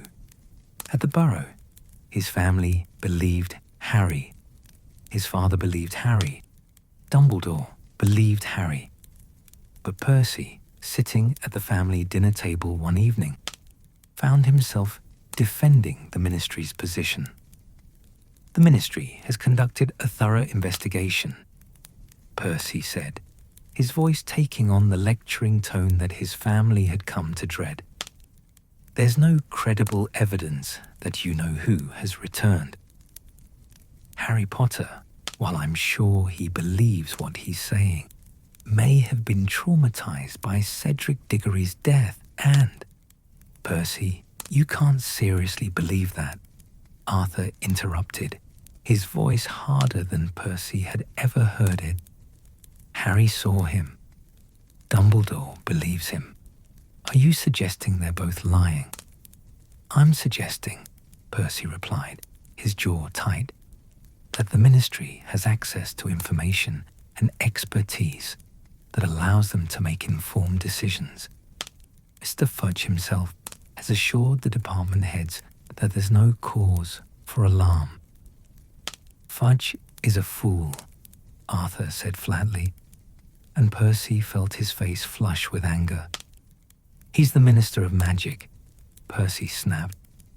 Perhaps if you had ever risen to a position where you understood how government actually functions, you'd have more respect for... The words hung in the air like a curse, and Percy immediately wanted to take them back, but his pride wouldn't let him. He'd said what he'd said, and it was true, wasn't it? His father had never advanced, never achieved anything significant, content to languish in his forgotten little office with his muggle artifacts. Arthur stood up slowly, his face pale. I think, he said quietly, that you should leave. Arthur, Molly began, tears in her eyes. No, Molly, Arthur said, his voice controlled but carrying an edge of pain that cut Percy more deeply than anger would have. If Percy believes that my position, or lack thereof, invalidates my judgment, if he values ministry politics over his own family's safety, then he's not ready to be here. Percy stood as well, his hands shaking slightly. Fine, he said. I have work to do anyway. Work that actually matters. He left the burrow that night and didn't return. The Ministry offered him a private flat, small, barely furnished, but his own. Percy moved in with the few possessions he owned and told himself this was better. He could focus on his career without the constant distraction of family drama. He could prove himself without his family's mediocrity holding him back. But the flat was quiet, terribly, achingly quiet. No sounds of Fred and George's explosions, or Ron's complaints, or Ginny's laughter. No smell of his mother's cooking wafting through the house. No chaos, no warmth, no life. Just Percy and his work files and the sound of his own footsteps echoing off bare walls. He buried himself in work even more intensely, if that was possible. When Crouch disappeared under mysterious circumstances, officially on sick leave, though rumors swirled through the Ministry, Percy was transferred to work directly for Cornelius Fudge himself. It should have been the culmination of everything he'd worked for, direct access to the minister. But Fudge was not Crouch. Where Crouch had been rigid and demanding, but ultimately principled, Fudge was political and changeable, more concerned with appearances than substance. Percy found himself drafting statements he didn't quite believe, defending policies he wasn't sure were right. But he told himself this was how government worked.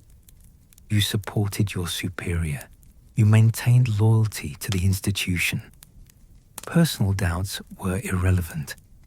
The Daily Prophet began its campaign against Harry Potter and Dumbledore, and Percy, despite a small voice in the back of his mind that whispered warnings, went along with it. He even wrote a letter to Ron, suggesting that he distance himself from Harry. That association with someone the Ministry viewed as a troublemaker could damage Ron's future prospects. Ron's reply was short and cutting. You've gone mental, Percy. Harry's worth 12 of you. Percy filed the letter away and tried not to think about the pain it caused, the way his chest felt tight when he read those words. His family sent him letters, his mother's frequent and tear-stained, his father's formal and disappointed. Even the twins wrote once, surprisingly, suggesting he stop being such a pompous git and come home.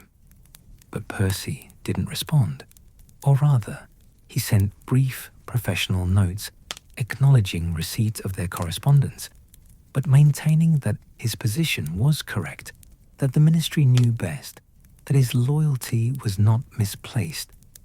He received a ministry Christmas gift from Fudge, a fancy dress robe that he didn't particularly need or want.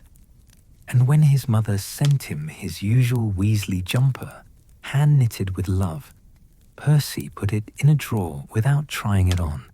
It was childish, he told himself, beneath him now that he was a professional working in the minister's office. Deep in the quiet hours of the night, alone in his small flat, with only the distant sounds of London Muggle traffic filtering through the windows, Percy sometimes wondered if he had made a mistake. But he would push those thoughts away, tell himself that doubt was weakness, that he had chosen his path and must see it through.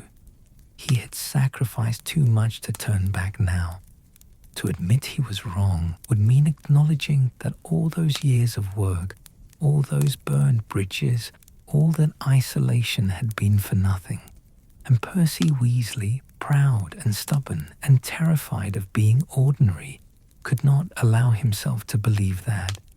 So he worked, and he defended the ministry, and he stayed away from his family, and he told himself he was content. He told himself he had chosen the right side, the principled side, the side of order and proper government.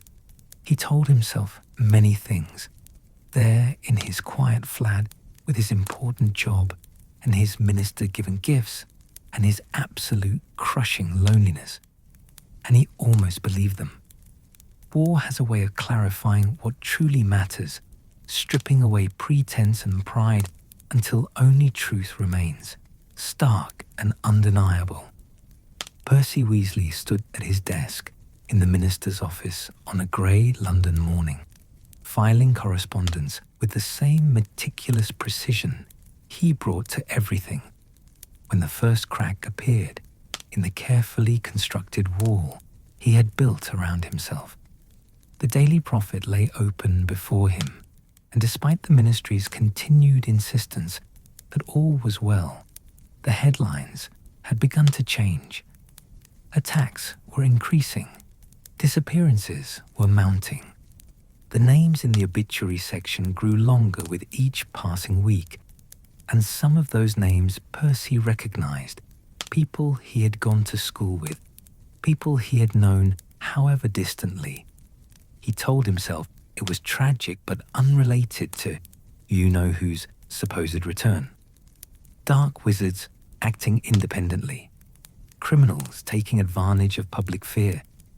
The ministry had explanations for everything, and Percy repeated them dutifully, filing reports that attributed each incident to isolated causes rather than acknowledging the pattern that anyone with eyes could see was forming.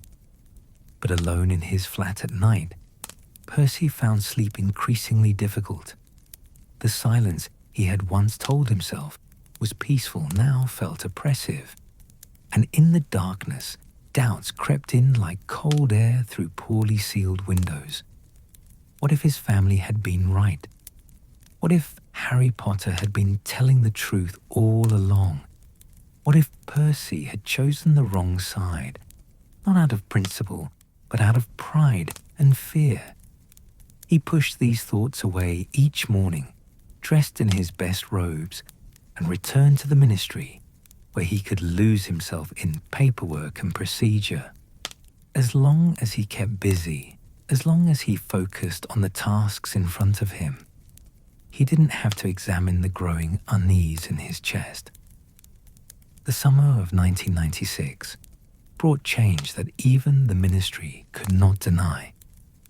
The Battle of the Department of Mysteries happened, and though Fudge tried initially to suppress the details, too many people had seen too much.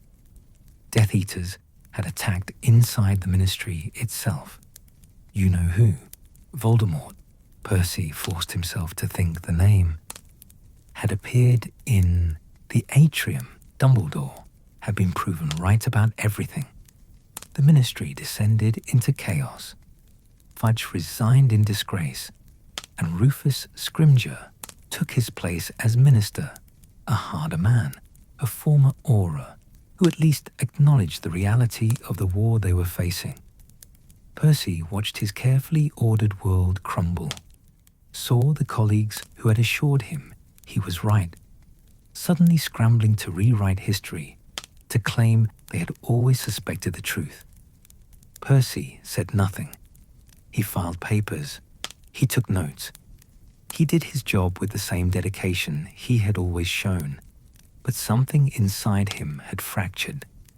The certainty that had sustained him through 2 years of estrangement from his family was gone, replaced by a sick, creeping horror at what he had done, at what he had chosen. His family believed Harry. His family had been right. His family had stood against the ministry when the ministry was wrong, and Percy had chosen bureaucracy over blood, policy over people, pride over love. And now people were dying. The war that the ministry had denied was here, undeniable and terrible. Death Eaters attacked openly now. Villages burned, Muggleborns disappeared, fear spread like a disease through magical Britain. The Daily Prophet, which had spent a year calling Harry Potter a liar, an attention seeker, now breathlessly reported every horror, every attack, every death. Percy read these reports at his desk, and sometimes his hands would shake so badly he had to set down his quill and clasp them together until they steadied. He thought of his family, his mother and father still at the Burrow, his brothers scattered across Britain and the world, his baby sister Ginny still at Hogwarts, and terror gripped him. What if something happened to them? What if they were attacked, hurt, killed? And the last words Percy had said to his father were accusations of inadequacy and failure. He had been so wrong, so monumentally, catastrophically wrong. But pride, that terrible, corrosive pride that had defined Percy for so long, kept him frozen. To go home now would mean admitting he had been wrong. It would mean acknowledging that he had wasted 2 years, had hurt his family for nothing, had chosen empty prestige over genuine love. It would mean facing their disappointment, their anger, their potential rejection. What if they wouldn't forgive him? What if the damage was too deep, the wounds too fresh? What if he went to them with apologies and they turned him away? Better, perhaps, to stay where he was, to work for Scrimgeour, who at least acknowledged the reality of the war, to do what he could from inside the ministry, to try to make amends through action rather than words. But even as Percy convinced himself of this reasoning, he knew he was lying. He was simply too afraid to face what he had done, too proud to bend, too stubborn to admit defeat. The seasons turned, winter into spring, spring into summer. The war intensified. The ministry itself came under Death Eater control when Voldemort's followers staged a coup, installing a puppet government that began systematically persecuting Muggleborns and anyone who opposed their regime. Percy found himself working under Pius Thickness, the new minister who was clearly under the imperious curse, and the cognitive dissonance became almost unbearable. He went through the motions of his job, but his heart was no longer in it. How could it be, when everything the ministry now stood for was antithetical to everything he had told himself he believed in? Order, yes, but order in service of evil. Procedure, yes, but procedure designed to hunt down and destroy innocent people. He was complicit, he realized, with sickening clarity. By staying, by continuing to work here, he was helping them. But leaving would mean having nowhere to go except home. and Percy still couldn't bring himself to face that journey. The turning point came on a cold autumn evening when Percy was working late, as he often did, partly because there was always work to be done, partly because his empty flat held no appeal.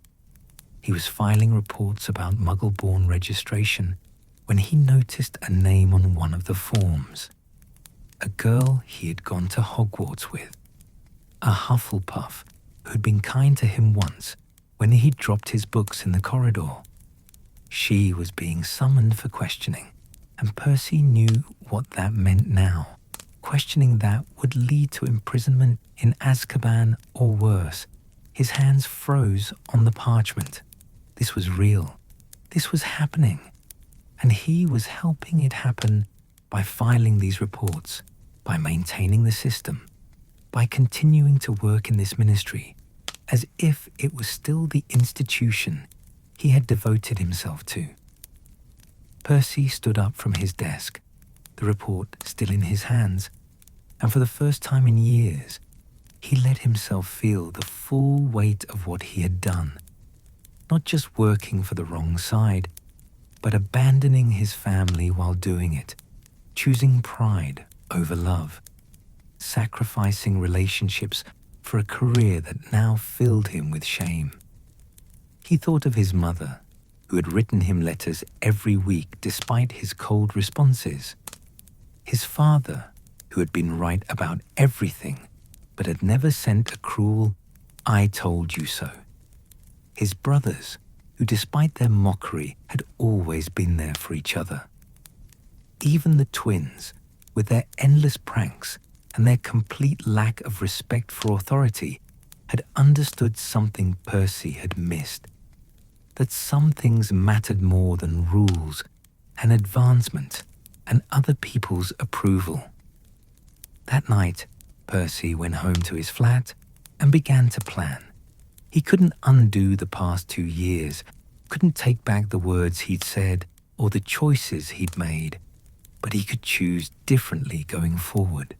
He could find his courage, that Gryffindor courage that had seemed so much less important to him than ambition, and do what was right instead of what was easy. He began to gather information. Carefully, quietly, Percy started documenting what was happening in the ministry. The arrests, the policies, the Death Eaters who now walked the halls openly. He copied files, memorized names, noted which officials were under the Imperious Curse and which were willing collaborators. He didn't know yet what he would do with this information, but gathering it felt like the first purposeful thing he had done in years. And he wrote letters. Letters he didn't send, not yet, but letters nonetheless. To his mother, apologizing for years of coldness. To his father, acknowledging that he had been right about everything. To each of his brothers, and to Ginny, trying to find words adequate to express his regret and shame. The letters sat in his desk drawer, waiting for Percy to find the courage to send them, waiting for the right moment to bridge the chasm he had created. That moment came in the spring of 1998, when the word spread through the ministry that Harry Potter had been sighted at Gringotts, that something was happening, that the careful control the Death Eaters had maintained was beginning to slip. Percy felt it in the air, a tension, a building pressure, like the moment before a thunderstorm breaks. And then the call came. Hogwarts was under attack. Voldemort himself was leading an assault on the castle, and everyone who cared about the future of the wizarding world was needed. Percy stood in his office, the message still clutched in his hand, and felt time slow down. This was it, the moment of choice. He could stay here, safe behind his desk, protected by his position and his carefully maintained neutrality. Or he could go, could fight, could stand with his family at last. His hand moved to his desk drawer, pulling out the letters he had written. There was no time to send them now, no time for written apologies or careful explanations. If he wanted to make amends, he would have to do it in person, in the midst of battle, with no guarantee that any of them would survive the night. Percy took off the ministry badge he had worn with such pride, set it on his desk, and walked out of the office without looking back. The journey to Hogwarts was a blur, apparating to Hogsmeade, running through the village as spells exploded overhead, seeing the castle he had loved silhouetted against a sky filled with dark magic and death. The protective enchantments were failing. He could see that. Death Eaters were massing for a final assault, and inside the castle, the defenders were preparing for what might be their last stand. Percy ran toward the castle, his wand in his hand, his heart hammering against his ribs. He wasn't sure they would let him in. Why should they? He had abandoned them, betrayed them, chosen the ministry over his family. But he had to try. Whatever happened, whatever they said to him, he had to try. The entrance hall was chaos. Students and professors were organizing defenses, moving wounded, preparing for the battle that was coming. And there, in the midst of it all, Percy saw them, his family. His father was coordinating with other order members. His mother was setting up a station for healing. Bill, scarred from his encounter with a werewolf, but steady and strong. Charlie, returned from Romania for this fight. The twins, their jokes set aside for once, their faces grim and determined. Ron, standing beside Harry Potter and Hermione Granger, ready to fight. And Ginny, his baby sister, no longer a child, but a young woman preparing to defend her school. Percy stopped at the entrance to the Great Hall, and his father looked up. Their eyes met across the room, and Percy saw shock, confusion, and then hope. Arthur Weasley's face crumpled with emotion, and he took a step forward. Percy moved at the same time, crossing the space between them, and then he was being pulled into his father's embrace, held tight against Arthur's chest, while his father's hand pressed against the back of his head, the way he used to when Percy was small and frightened. "I'm sorry," Percy choked out, the words he had practiced 1,000 times coming out broken and inadequate. "Dad, I'm so sorry. I was wrong about everything. I should have listened. I should have believed you. I should have hushed," Arthur said, his own voice thick with tears. "You're here now. That's what matters. You're here." And then his mother was there too, pulling both of them into her arms, sobbing openly, and Percy felt tears streaming down his own face. Tears he had held back for 2 years, tears of regret and relief and overwhelming gratitude that they had led him back in, that they were willing to forgive him despite everything. "My boy," Molly kept saying over and over. "My Percy, my boy." His brothers gathered around, and there were more hugs, more tears, even from Bill and Charlie, who rarely showed emotion. Ron clapped him on the shoulder, hard enough to hurt, and said, "About time, you git," which was Ron's version of forgiveness. Ginny hugged him fiercely and whispered, "I missed you," and Percy felt his heart break and mend simultaneously. Fred and George approached last, and Percy braced himself for mockery, for the cruel jokes he probably deserved. But Fred just looked at him seriously and said, "You're here to fight with us?" "Yes," Percy replied. "Whatever you need. I'm here." George nodded, and then, impossibly, he smiled. "Well then, welcome back, Minister Weasley. But this time, the title wasn't mocking. It was acceptance. It was forgiveness. It was family. There was no time for lengthy explanations or detailed apologies. The battle was about to begin, and every wand would be needed. Percy took his place beside his father and his brothers, and as Voldemort's voice echoed across the grounds demanding Harry Potter, as the defenders of Hogwarts prepared to fight, Percy felt something he hadn't felt in years. Purpose that wasn't tied to ambition. Belonging that wasn't dependent on achievement. Love that was given freely rather than earned through excellence. The battle, when it came, was chaos and terror and desperate courage. Percy fought alongside his family, casting defensive spells, helping wounded students to safety, standing firm against Death Eaters who poured through the breaches in Hogwarts' defenses. He stayed close to his father, unwilling to be separated now that he had finally found his way home. They were defending a corridor, Percy and his father, alongside Fred and George, when there was a massive explosion. The wall beside them crumbled, and in the chaos and dust and falling stone, Percy found himself separated from the others. "Fred!" he heard someone scream, George's voice roar with terror, and Percy's blood turned to ice.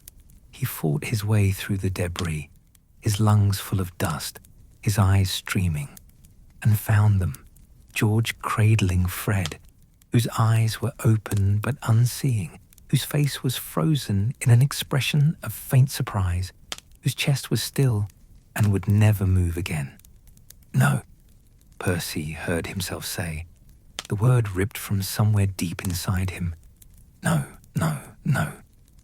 He dropped to his knees beside his brothers, his hands reaching for Fred, as if he could somehow pull him back from death through sheer force of will. Fred, who had tormented him and mocked him and never ever stopped being his brother.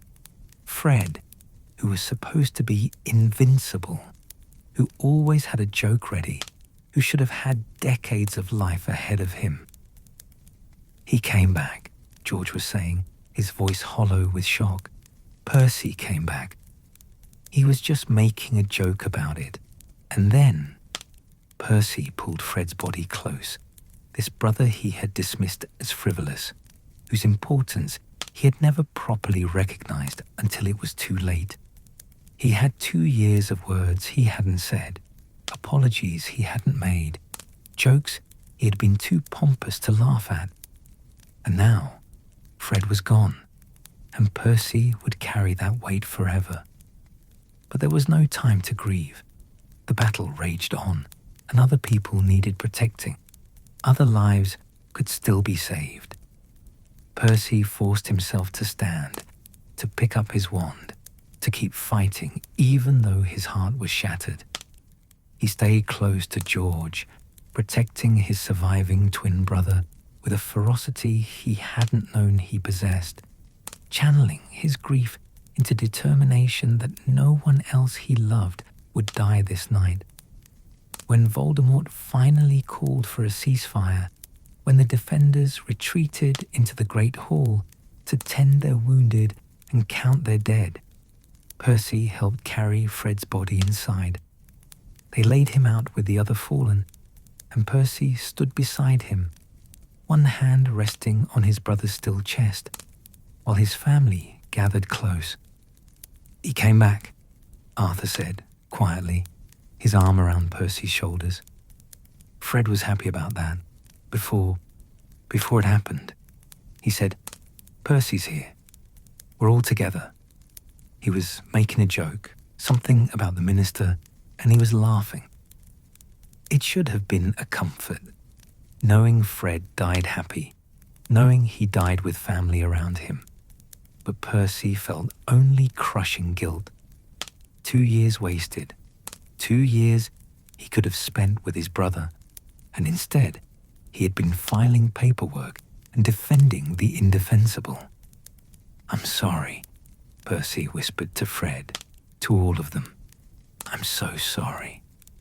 Molly pulled him close, and they stood together, what remained of the Weasley family, and grieved while around them. The battle prepared to resume. The final confrontation came at dawn. Harry Potter revealed himself to be alive. Voldemort's final Horcrux was destroyed, and in the Great Hall, before witnesses from both sides, Harry Potter and Lord Voldemort faced each other one last time. Percy watched as Harry explained everything: the Elder Wand's true allegiance, the love magic that protected him, the mistakes Voldemort had made through his inability to understand anything beyond power. And then he watched as Voldemort's killing curse rebounded, as the Dark Lord fell, as the war that had cost so much finally ended. The cheering that erupted was subdued by grief, by exhaustion, by the awareness of how much had been lost. But it was over. They had won. The wizarding world was free. Percy stood with his family in the ruins of Hogwarts and felt the weight of everything crash down on him at once. Relief that it was over. Grief for Fred and for all the others who had fallen. Gratitude that he had made it back to his family in time, that he had fought beside them in the end, that he had been given the chance to try to make amends. In the days that followed, as the wizarding world began the long process of healing and rebuilding, Percy remained with his family. He helped organize Fred's funeral, a bittersweet ceremony filled with tears and laughter, where everyone told stories of Fred's pranks and George spoke with raw honesty about his other half, his partner in crime, his twin who would be missed every day for the rest of his life. Percy told his own story at the funeral, his voice breaking as he described how Fred had welcomed him back without judgment, how the last words Fred ever said to him had been teasing about the minister, how even in death, Fred had been teaching him what mattered. I spent 2 years caring more about my job than my family, Percy said, looking at the sea of faces gathered to honor his brother. Fred never made that mistake. He knew what mattered. I just wish I'd learned that lesson sooner. After the funeral, after the guests had left and the family was alone at the Burrow, Percy finally delivered the apologies he had been composing for months. He sat with his parents in the kitchen where he had grown up, where he had once tried to implement his color-coded schedule, and he told them everything. How wrong he had been, how pride had blinded him, how desperately sorry he was for the pain he had caused. Arthur and Molly listened, their hands clasped together, tears on both their faces. When Percy finished, when his voice gave out, and he sat silent with his head in his hands, his father spoke. "We forgive you, Percy," Arthur said simply. "We never stopped loving you, not for one moment. We hoped you would find your way back, and you did. That's what matters." "But Fred," Percy began, his voice choked. "Fred would forgive you too," Molly said firmly. "He already had, love. When you came back to fight, when you stood with us, that was enough for Fred. It's enough for all of us." Percy wept then, properly wept for the first time since childhood, and his parents held him while he cried out 2 years of loneliness and regret and grief. And when the tears finally stopped, when Percy sat up and wiped his face and looked at his parents through swollen eyes, he felt something he hadn't felt in so long. He had almost forgotten what it was like. He felt at peace. He felt forgiven. He felt like he was finally, truly home. Peace, when it finally came, was both sweet and bittersweet, carrying within it the joy of survival and the ache of absence. the wizarding world began to rebuild in the aftermath of the war, and Percy Weasley found himself rebuilding too, not just his career or his reputation, but something far more fundamental. He was rebuilding himself, examining the pieces of who he had been, and carefully, thoughtfully deciding which to keep and which to discard. The Ministry of Magic was in chaos following Voldemort's defeat. The entire structure had to be reorganized, purged of Death Eaters and their collaborators, reformed from the ground up to prevent the corruption that had allowed such darkness to take hold. Kingsley Shacklebolt, installed as temporary minister and then elected properly, took on the monumental task of rebuilding magical Britain's government. Percy could have walked away. After everything that had happened, after the mistakes he had made and the side he had briefly been on, no one would have blamed him for finding work elsewhere, for starting fresh in some other career. But that would have been the old Percy's solution: running away, choosing pride over facing consequences. The new Percy, the one who had learned the hardest lessons of his life through loss and grief, chose differently. He went to Kingsley's office one morning, 3 weeks after the battle, and asked for a meeting. Kingsley, who had known Percy slightly from before the war, agreed to see him, though his expression was guarded, cautious. "Minister," Percy began, standing before the desk, with his hands clasped in front of him, no longer hiding behind formal protocol or impressive vocabulary. "I need to be honest with you about my role in the ministry during the war. I know what the records show, but I want you to hear it from me directly." And Percy told him everything. How he had defended Fudge when Fudge was wrong. How he had abandoned his family for 2 years rather than admit he had made a mistake. How he had continued working in the ministry even after Death Eaters took control, filing their paperwork, maintaining their systems, complicit through his silence and his presence. "I only came back at the very end," Percy said, his voice steady but quiet.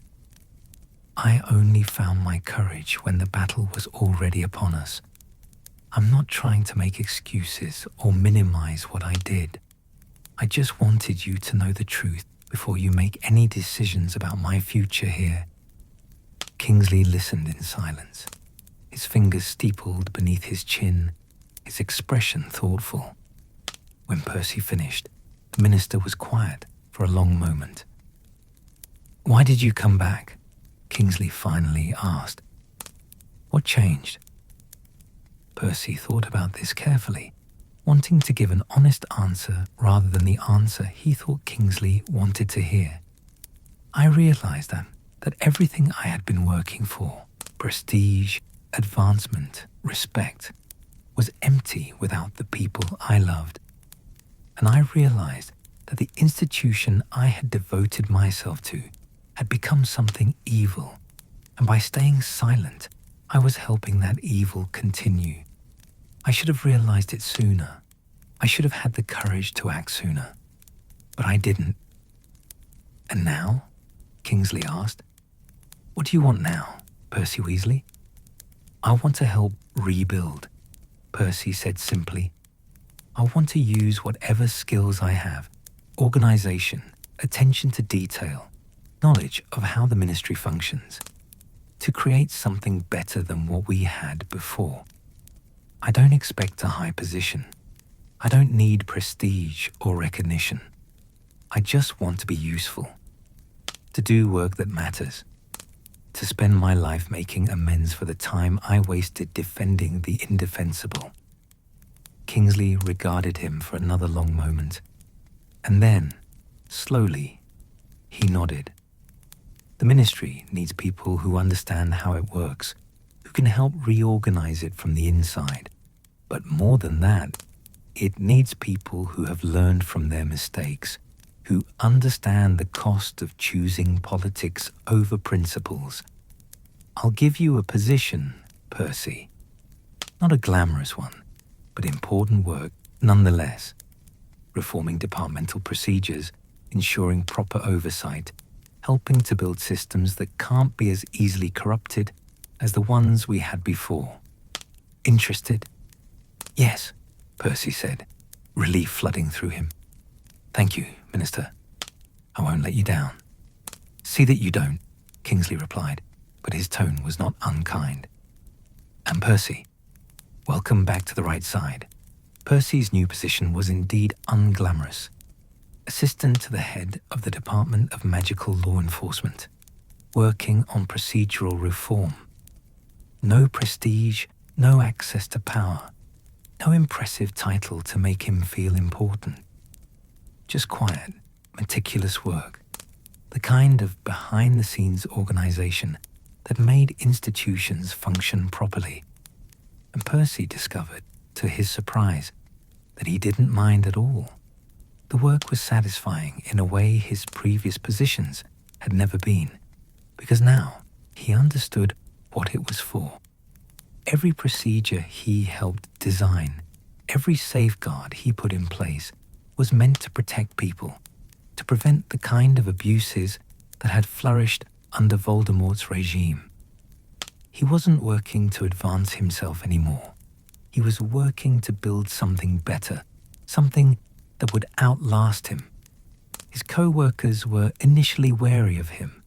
Percy's reputation had preceded him, and not everyone was ready to forgive or forget. But Percy didn't push for acceptance or try to justify himself. He simply did his work, quietly and competently, and let his actions speak for themselves. Slowly, gradually, he earned back trust and respect, though it was a different kind of respect than he had craved before. This respect was earned through consistency and genuine dedication, rather than impressive titles or proximity to power. Life at the Burrow had changed in the wake of Fred's death.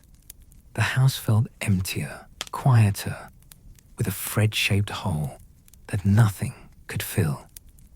George had taken over Weasley's Wizard Wheezes alone, and though he tried to maintain the shop's cheerful atmosphere, everyone could see the grief he carried. The jokes came less frequently. The laughter was more subdued.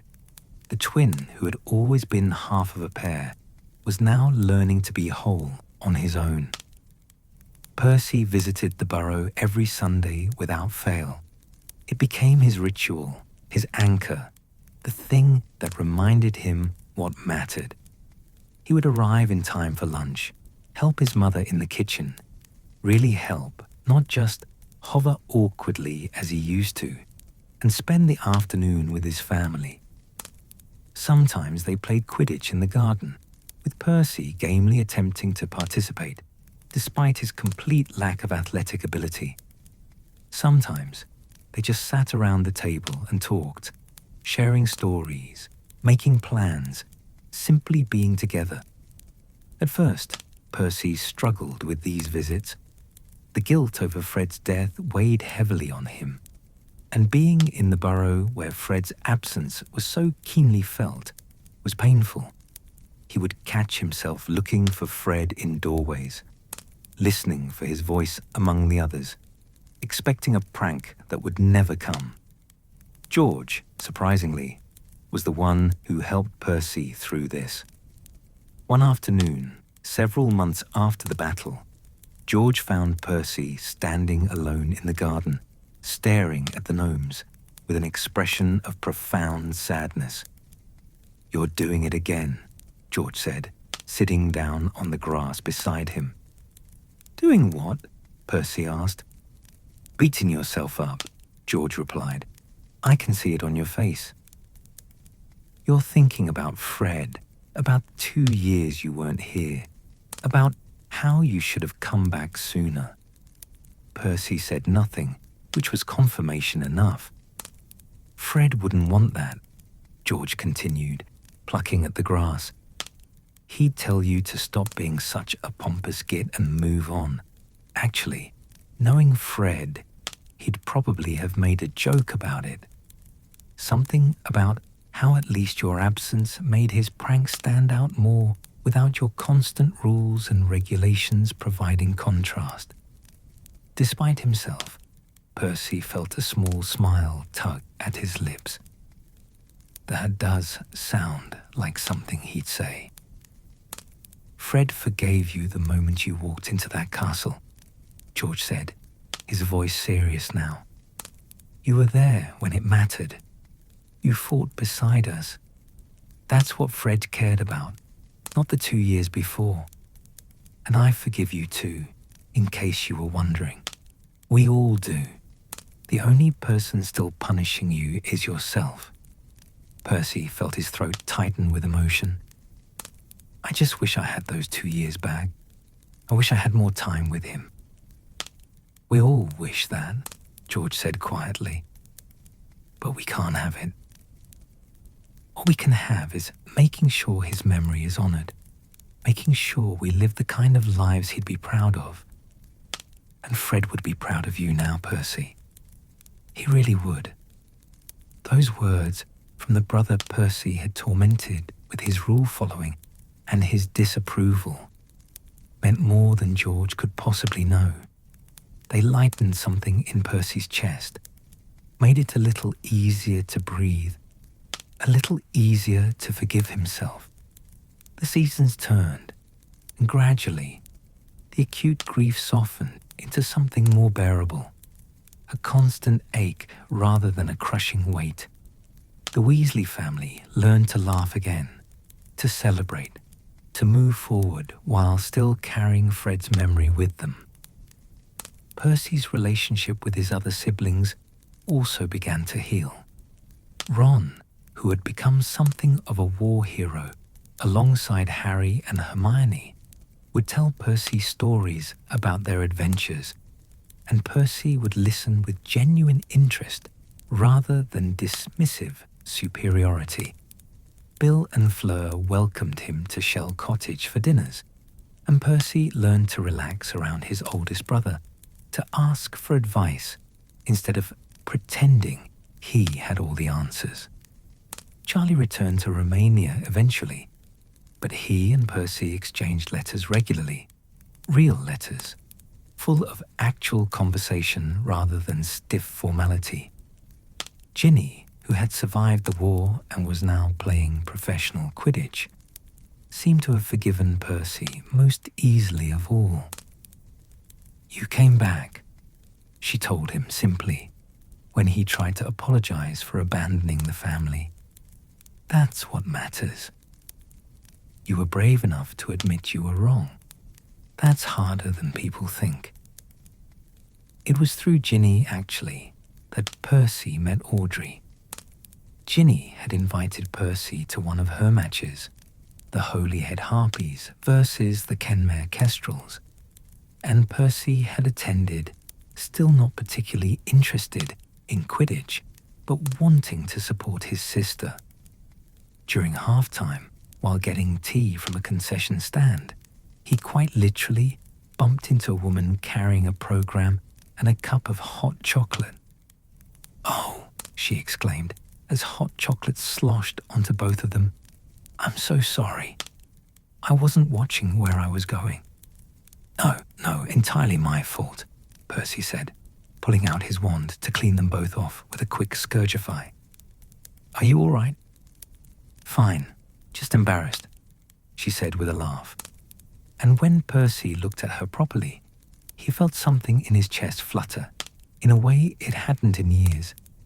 She was pretty in an understated way. Brown hair pulled back in a practical ponytail, warm brown eyes, a genuine smile that reached those eyes. She wore muggle clothing, jeans, and a jumper, and held her program upside down, suggesting she wasn't particularly familiar with Quidditch. "First match?" Percy found himself asking. "That obvious?" she replied. "My flatmate dragged me here." She's obsessed with Quidditch, and I'm trying to understand the appeal. So far, I'm mostly confused about why anyone would hit balls at each other while flying on broomsticks." Percy laughed, actually laughed, spontaneously and genuinely, and was surprised by how good it felt. "That's a fair assessment, actually. I'm only here to support my sister. She plays for the Harpies." "Oh, that's lovely," Audrey said warmly. "Is she good?" "Apparently," Percy admitted. "Though I'll confess, I don't understand the sport well enough to properly judge."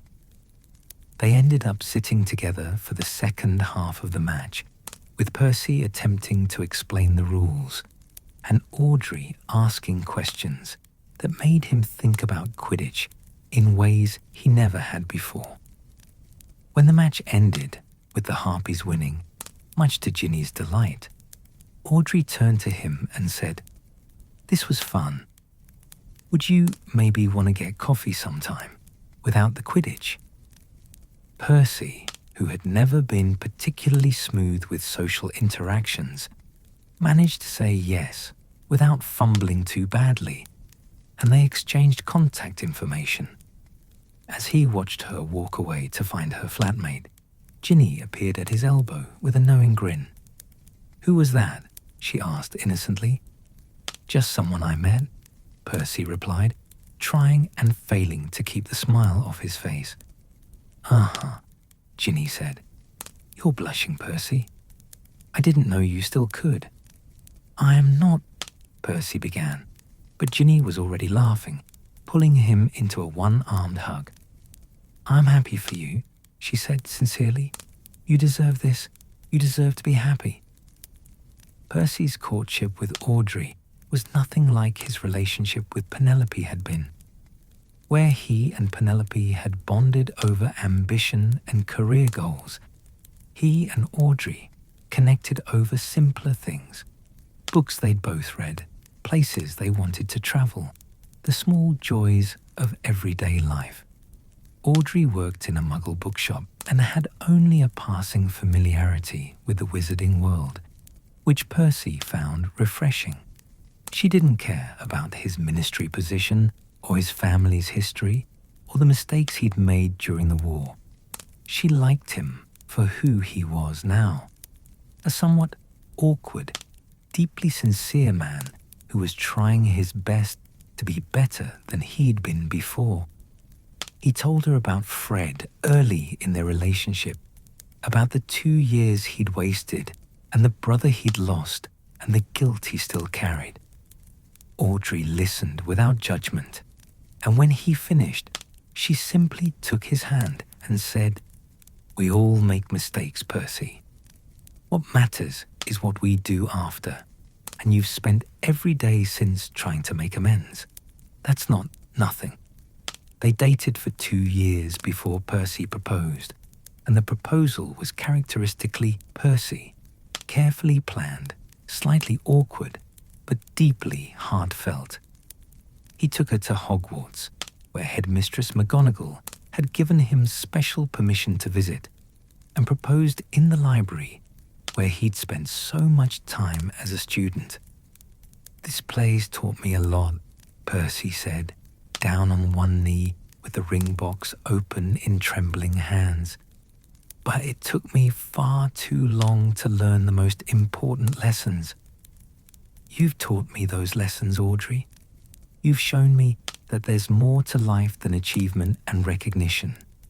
You've helped me understand that being loved for who you are is infinitely more valuable than being respected for what you've accomplished.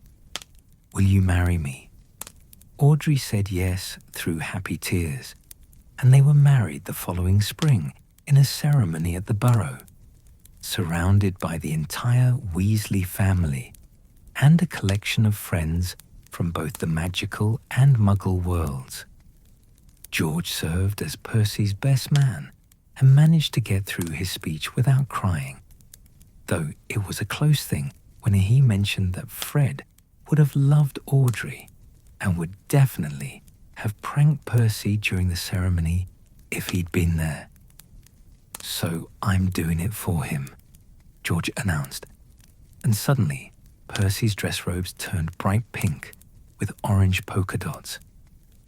The entire wedding party dissolved into laughter, and Percy, the old Percy, would have been mortified, would have angrily reversed the spell, found himself laughing too, harder than he had in years, until his sides ached and tears streamed down his face. "Thank you," he told George later as they stood together watching couples dance. "Really, thank you." "Fred would have wanted you to laugh," George replied, clinking his glass against Percy's. "And so do I. You're allowed to be happy, Perce.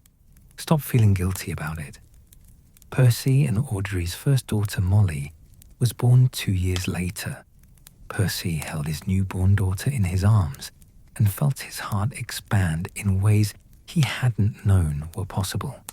She had Audrey's dark hair and Percy's blue eyes, and when she wrapped her tiny fingers around his thumb, he made a silent promise to her that he would be a better father than he had been a son, that he would remember what mattered, that he would never let pride or ambition come between him and the people he loved. Their second daughter, Lucy, arrived 3 years after Molly, and Percy discovered that fatherhood suited him in unexpected ways.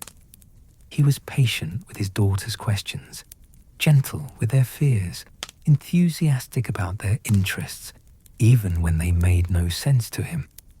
He read them stories every night, taught them about magic as they grew old enough to understand, and made sure they knew they were loved unconditionally, not for their achievements or their behavior, but simply for existing, simply for being his daughters.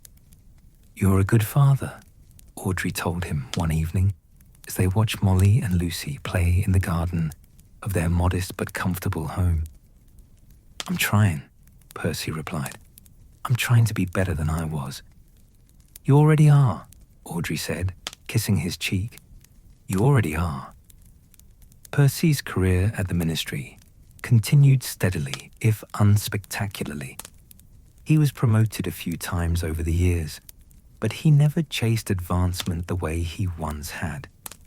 He turned down positions that would have required more time away from his family, chose meaningful work over prestigious titles, and found satisfaction in doing his job well without needing external validation. His relationship with his family deepened and matured. Sunday dinners at the Borough became the cornerstone of his week, and now he brought Audrey and the girls, who were absorbed into the Weasley chaos with the same unconditional acceptance Percy had received when he'd returned. Molly and Lucy grew up surrounded by cousins, Bill and Fleur's children, Ron and Hermione's, George's son Fred, all of them tumbling through the Burrow's garden together, continuing the Weasley tradition of loud, messy, overwhelming love. Percy watched his daughters play with their cousins and felt grateful in a way that brought tears to his eyes. This noise and chaos and love was what he had almost thrown away. This was what he had dismissed as less important than his career.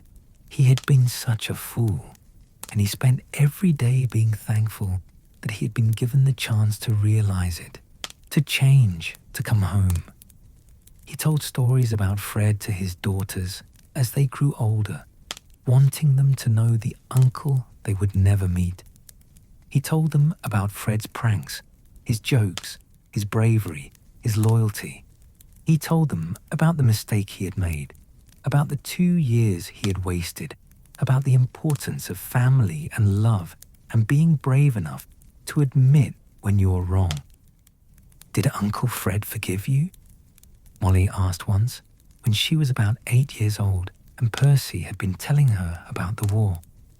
"Yes," Percy said, his voice thick with emotion even after all these years. He did. Your Uncle Fred had the biggest heart of anyone I've ever known. I wish I could have met him, Molly said wistfully.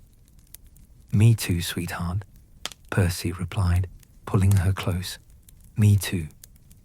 As Percy grew older, as grey began to thread through his red hair and lines appeared around his eyes, he found a peace he had never known in his youth. He wasn't the most successful Weasley. Bill had become a renowned curse breaker. Ron was head aura.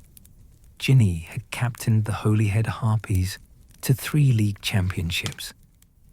But Percy had something more valuable than success.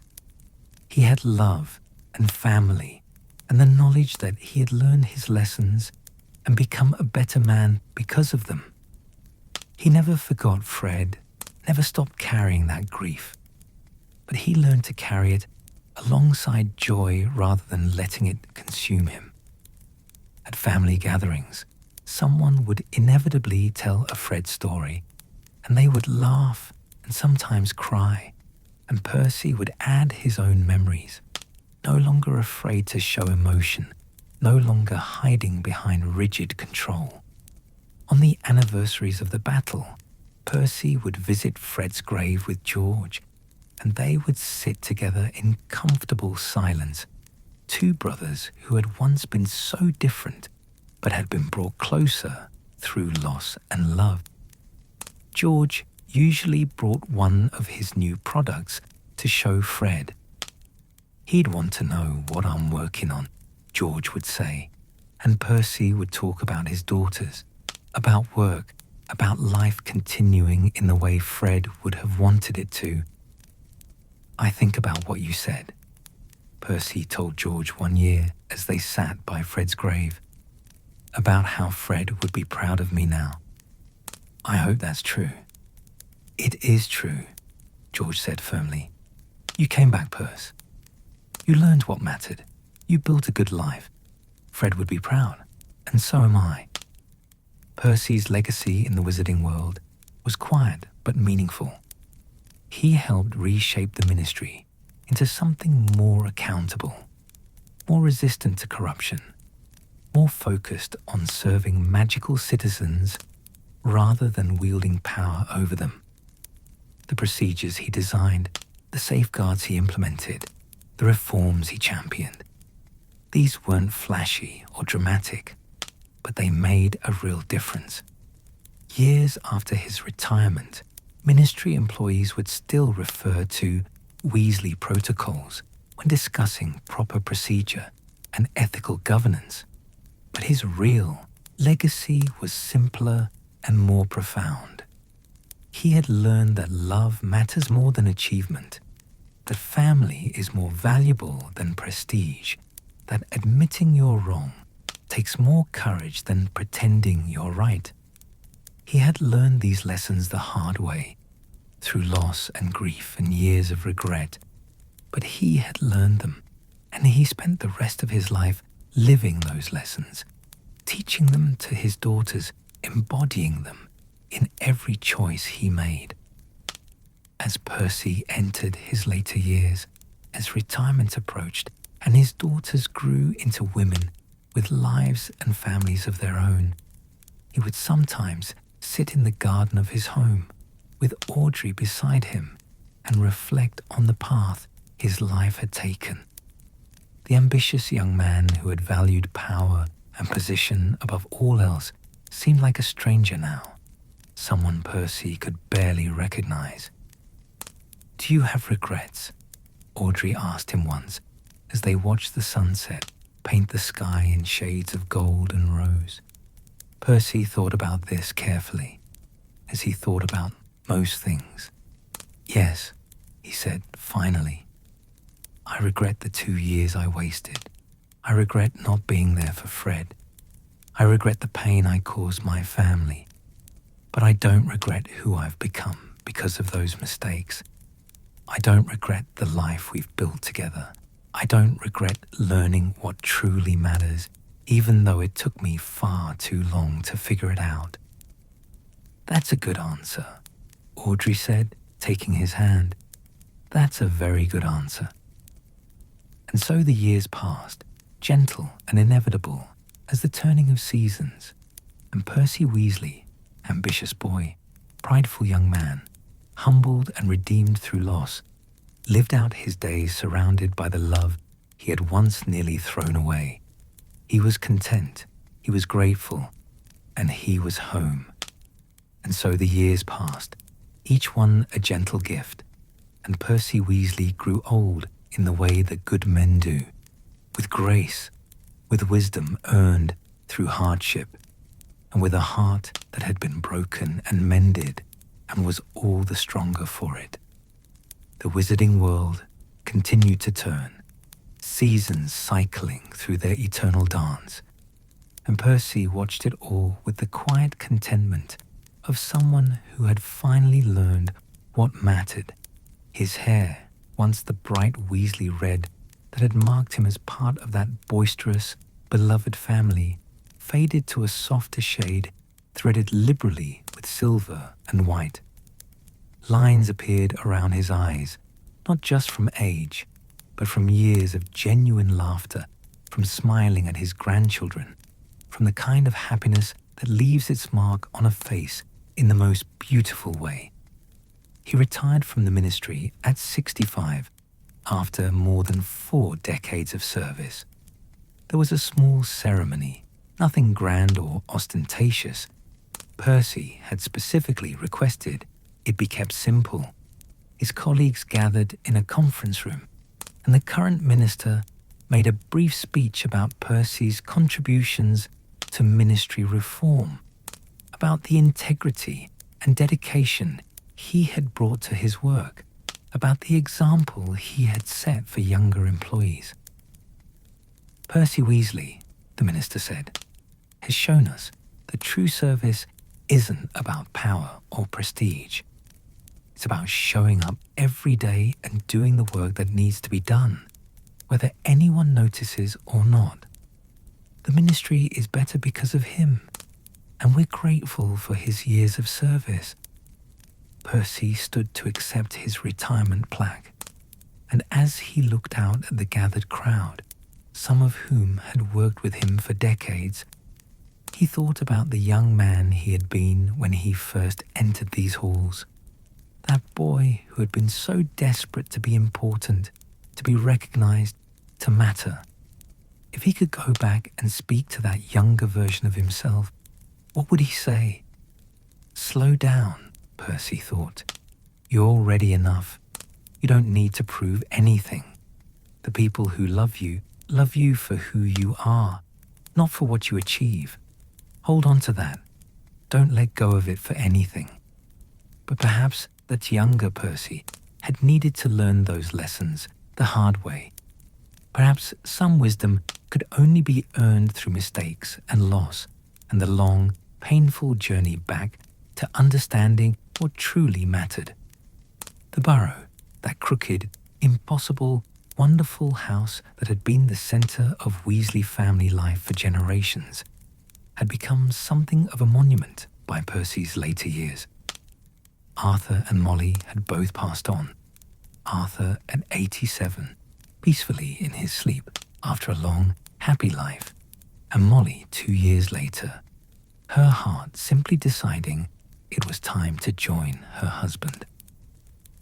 The house had passed to the family collectively, maintained by all the Weasley siblings together, kept as a place where the entire extended family could gather for holidays and celebrations and Sunday dinners that had continued through the decades. Percy visited the Burrow often in his retirement, sometimes with Audrey, sometimes alone, walking through rooms filled with memories. The kitchen where his mother had cooked countless meals, where he had once tried to implement his childhood schedule, where the family had gathered for dinners that were always too loud and too chaotic and absolutely perfect. The garden where he had played as a child, where gnomes still had to be regularly de-gnomed by whichever grandchild or great-grandchild was visiting. The living room where he had studied his textbooks so seriously, where Fred and George had plotted their pranks, where the family had laughed and fought and loved each other through everything. On one particular visit, Percy found himself in the bedroom he had once shared with his brothers. The room was different now, used as a guest room, the bunk beds replaced with more conventional furniture. But if he closed his eyes, he could still hear Fred and George's whispered plotting in the darkness, Ron's sleepy mumblings, the sound of Charlie sneaking in late after stargazing, searching for dragons in the constellations. "I miss you," Percy whispered to the empty room, to the ghosts of his brothers' younger selves, to Fred most of all. "I miss all of you, exactly as you were back then, before I knew enough to appreciate what I had." But he could also appreciate what he had now, the relationships with his surviving siblings that had deepened and matured over the years, the love of his daughters and their families, the legacy of a life lived better in its second half than its first.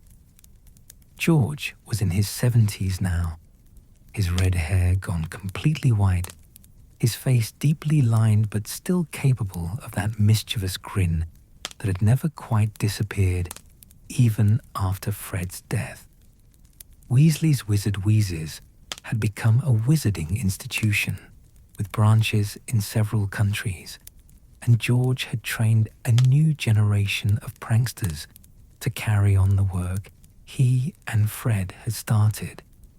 He had never remarried after losing his wife some years back, but he had children and grandchildren who filled his life with the kind of chaotic joy Fred would have loved. Percy and George had grown closer in their later years than they had ever been as children or young men.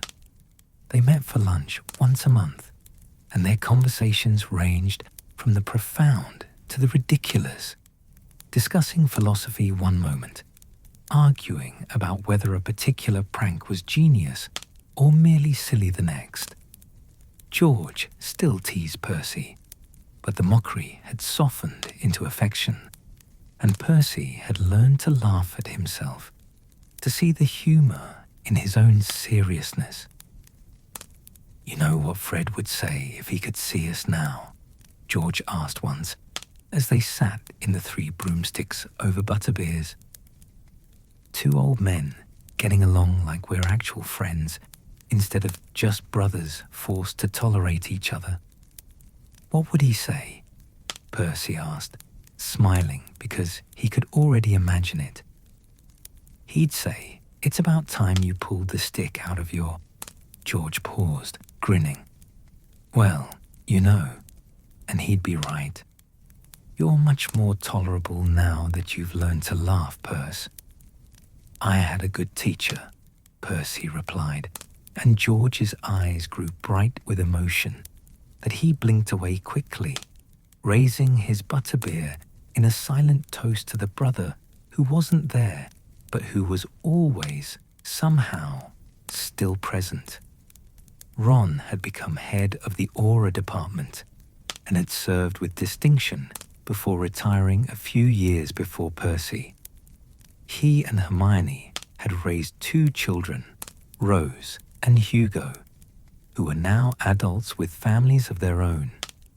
Ron had grown into his role as a leader, had learned to balance his natural humor with responsibility, and had become someone people looked up to. He and Percy had developed an easy friendship in their later years, built on mutual respect and the kind of comfortable affection that comes from shared history. "Remember when you sent me that letter at Hogwarts?" Ron said once during a family gathering. "The one telling me to stay away from Harry because the Ministry thought he was trouble?" Percy winced. He remembered. "Yes, I'm still sorry about that, Ron. I was—" "An idiot," Ron interrupted, but he was smiling. "Yeah, you were." But you figured it out eventually. That's what matters. And honestly, it makes for a good story now. My pompous brother trying to give me life advice while being completely wrong about everything. I wasn't wrong about everything, Percy protested. But he was laughing too, grateful that they had reached a place where they could joke about the past, where old wounds had healed enough to become funny rather than painful. Bill had retired to a cottage near the sea with Fleur. Their children grown and scattered across the world, one curse-breaking in Egypt like her father had, another teaching at Beauxbatons, the third working in magical creature rehabilitation. Bill and Percy had developed a tradition of monthly owl chess games, playing across the distance between their homes, their correspondence filled with moves and commentary, and the occasional bit of family news. Charlie had finally returned to England permanently after spending most of his life in Romania with his dragons. He had settled in a small cottage near a dragon reserve in Wales and worked as a consultant, training younger dragon handlers and occasionally being called in for emergencies. He and Percy would go for long walks through the countryside, and Charlie would talk about dragons while Percy talked about his grandchildren, and they would both marvel at how strange and wonderful it was to have grown old, to have survived everything life had thrown at them. "Do you ever think about how different things could have been?" Charlie asked once, as they paused to rest on a hillside overlooking a valley where Welsh greens nested in the distance. "All the time," Percy admitted. "I think about the choices I made, the time I wasted, but I also think about the fact that I was given the chance to make different choices, to learn from my mistakes." "Not everyone gets that Fred didn't," Charlie said quietly, and Percy nodded. "No, Fred didn't, which is why I try not to waste the time I was given. Every day is a gift he didn't get. The least I can do is appreciate it." Ginny had retired from professional Quidditch and had become the senior Quidditch correspondent for the Daily Prophet, a job that allowed her to stay connected to the sport she loved while spending more time with her family. She and Harry had raised 3 children, James, Albus, and Lily, who had grown into remarkable young people, carrying on the Potter Weasley legacy with grace and humour and their own particular brands of mischief. Percy's relationship with Ginny had always been perhaps the easiest of all his sibling relationships. She had forgiven him quickly and completely, and she had a way of seeing through his defenses to the person underneath. She visited him often in his retirement, bringing her grandchildren, and Percy would tell them stories about their great-grandmother Molly, about Uncle Fred, about the war and the peace that followed. "You're good with them," Ginny observed once, watching Percy show her youngest grandchild a simple levitation charm. "I've had practice," Percy replied, smiling as the child squealed with delight when a toy dragon floated into the air. "And I appreciate them in a way. I didn't appreciate anything when I was young. Age has its advantages." "Wisdom," Ginny suggested. "Perspective," Percy corrected. "And the knowledge that time is precious, that moments like these matter more than anything I ever accomplished at the ministry." His own daughters, Molly and Lucy, had grown into women he was profoundly proud of. Molly had followed neither parent into ministry work or the Muggle world, instead becoming a healer at St. Mungo's, specializing in spell damage. She had married a kind man who worked in the department for the regulation and control of magical creatures. and they had 3 children who called Percy Grandpa Percy and climbed all over him whenever he visited, unconcerned with his dignity or his carefully pressed robes. Lucy had chosen a different path entirely, opening a bookshop in Diagon Alley that sold both magical and Muggle literature. She had inherited Percy's love of books and organization, but combined it with Audrey's warmth and social ease, creating a shop that had become a beloved gathering place for readers of all ages. She had married a Muggle schoolteacher, and their 2 children were growing up comfortably in both worlds, magical and non-magical, belonging fully to each. Percy's grandchildren were a constant source of joy in his later years. He taught them card games and simple spells, told them stories about Hogwarts and the war, edited appropriately for their ages, and loved them with the uncomplicated, wholehearted devotion that grandparents are permitted. With them, he could be silly in ways he had never allowed himself to be with his own siblings. He could play pretend games and make funny voices and not worry about maintaining dignity or authority. He was just Grandpa Percy, and that was enough. More than enough. Audrey remained the steady center of Percy's life, the partner who had helped him become a better version of himself. They had grown old together, their love deepening and maturing like fine wine, aging into something rich and complex and infinitely precious. She had been his anchor through difficult times, his cheerleader in good times, and his best friend through all times. "Thank you," Percy told her often, usually prompted by nothing in particular, just a sudden overwhelming awareness of how lucky he was. "For what?" Audrey would ask, though she always seemed to know.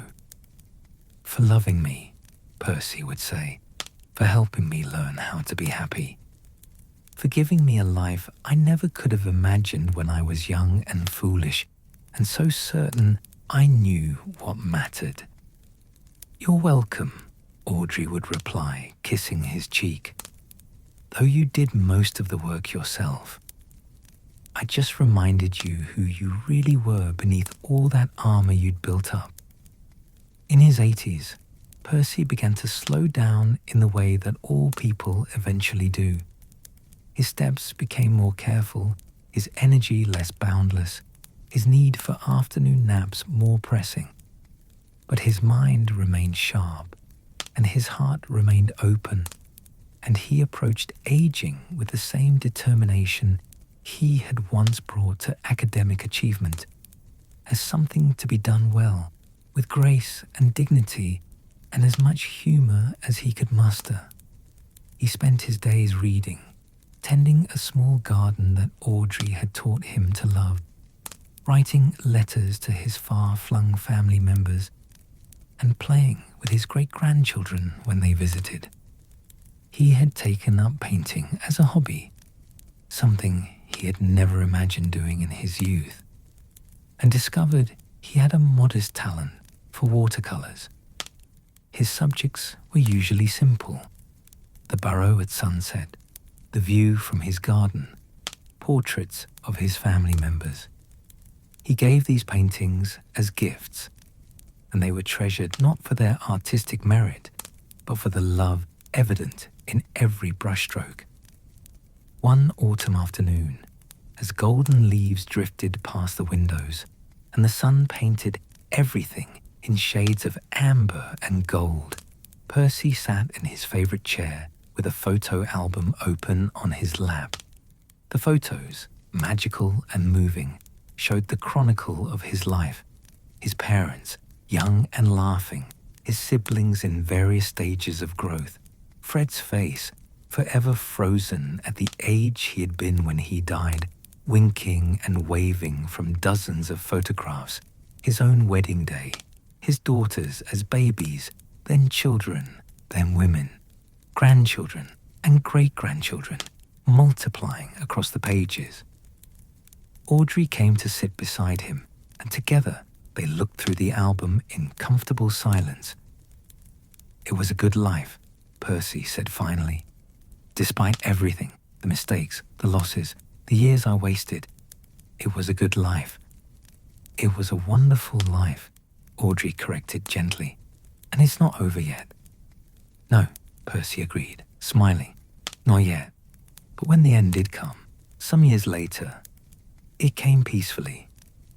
Percy Weasley died in his sleep at the age of 87, in the home he had shared with Audrey for more than 50 years, surrounded by photographs of everyone he had loved and everything that had mattered.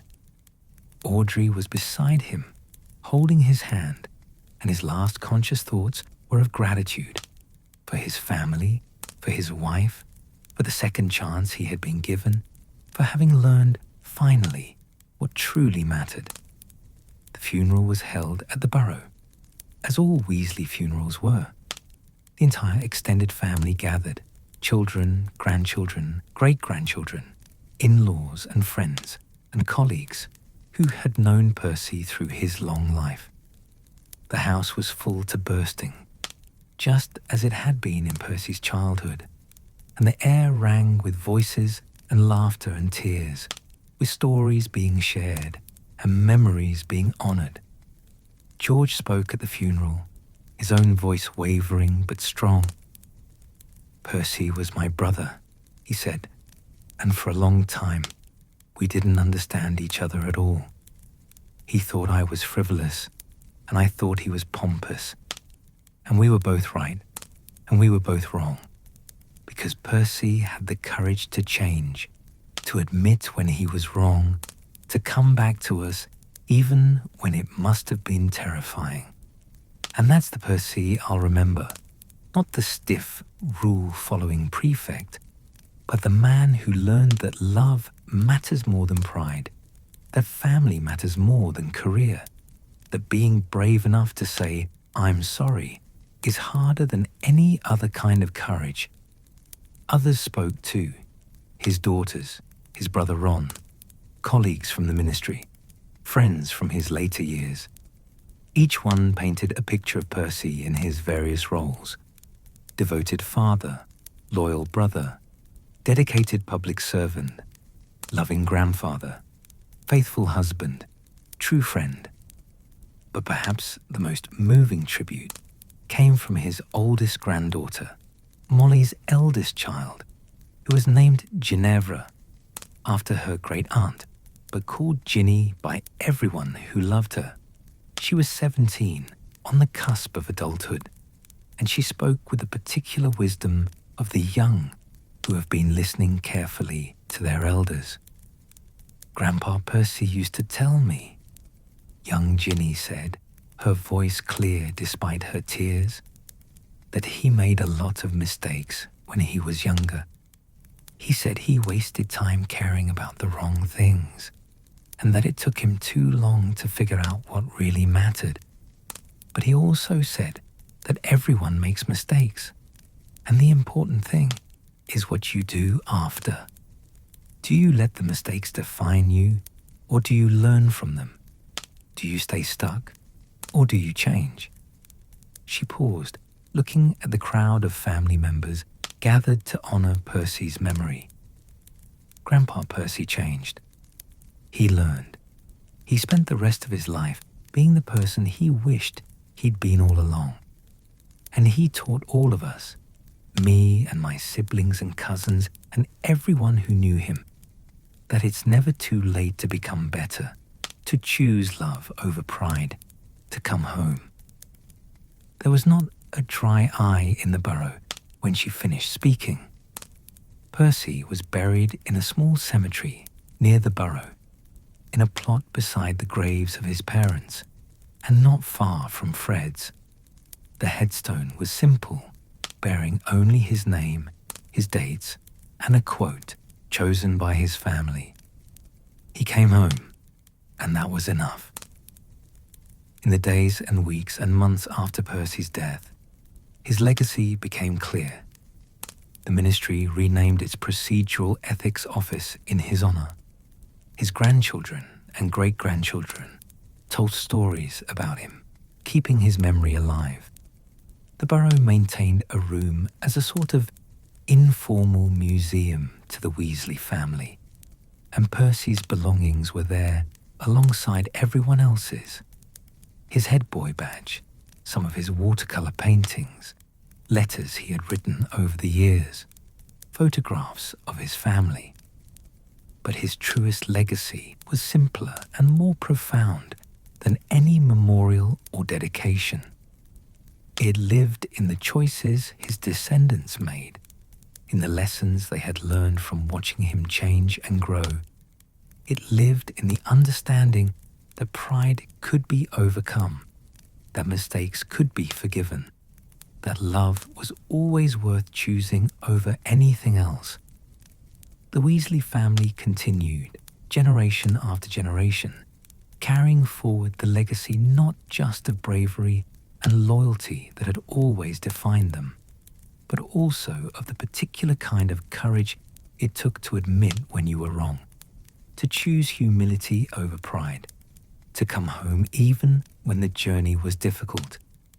And in the borough, on quiet evenings, when the house was full of family and laughter, and the particular kind of chaos that Weasleys brought wherever they gathered, sometimes people would swear they could feel the presence of those who had gone before.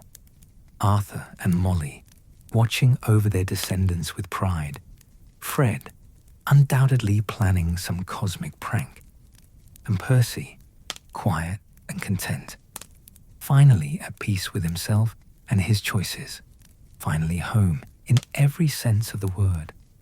The portraits in the borough, including one of Percy that hung in the study, painted from a photograph taken in his later years, would sometimes whisper to each other when no one was watching. And Portrait Percy, freed from the constraints of life and time, would smile as he watched his family continue, as he saw his grandchildren grow and his great-grandchildren play, as he witnessed the legacy of love he had left behind. I learned, Portrait Percy would sometimes say to the portrait of Fred that hung nearby. I finally learned what you always knew. I'm sorry it took me so long. And Portrait Fred would grin, eternally young, eternally mischievous, and reply, better late than never, brother. Better late than never. And so, dear listener, we come to the end of Percy Weasley's story. A tale of ambition and reconciliation, of pride humbled into love, of a heart that broke and healed and became stronger for having been broken. Percy's journey was not an easy one, and the lessons he learned came at great cost, but he learned them. He changed. He came home. And that, dear listener, is perhaps the most important lesson of all, that we are not defined by our worst mistakes, but by what we do after making them, that it is never too late to choose differently, to change course, to come home to the people who love us. That love, in the end, is the only achievement that truly matters, the only legacy worth leaving, the only thing that endures when everything else fades away. Percy Weasley lived a long life, not a perfect life, but a good one. He made terrible mistakes and learned from them. He hurt people he loved and made amends. He wasted years chasing empty achievements and then spent more years building something real and lasting. He was ambitious and proud and stubborn, and he was also brave and loyal and capable of profound change. He was, in other words, beautifully, perfectly human. Rest now, dear listener, as Percy rests. Let his story settle over you like a soft blanket, warm and comforting. Let it remind you that redemption is always possible, that love always endures, that coming home, whether to family, to yourself, to what truly matters, is always worth the journey, no matter how long or difficult that journey might be. Sleep peacefully, knowing that tomorrow brings new chances, new choices, new opportunities to be better than we were yesterday. Sleep knowing that you are loved, that mistakes can be forgiven, that it is never, ever too late to change. And may you dream of crooked houses held up by magic and love, of families that forgive and endure, of brothers reunited, of pride transformed into humility, of ambitious hearts learning to choose love over achievement, of coming home at last to the place where you have always belonged. Good night, dear listener. May you always find your way home. May you always have the courage to change. May you always remember that love, given and received, lost and found, tested and proven, is the greatest magic of all. Sleep well and wake to a new day filled with possibilities, with choices, with the chance to be the person you want to be, to live the life you want to live, to love the people who matter most. Percy's story is ended, but yours continues. Make it a good one. Good night.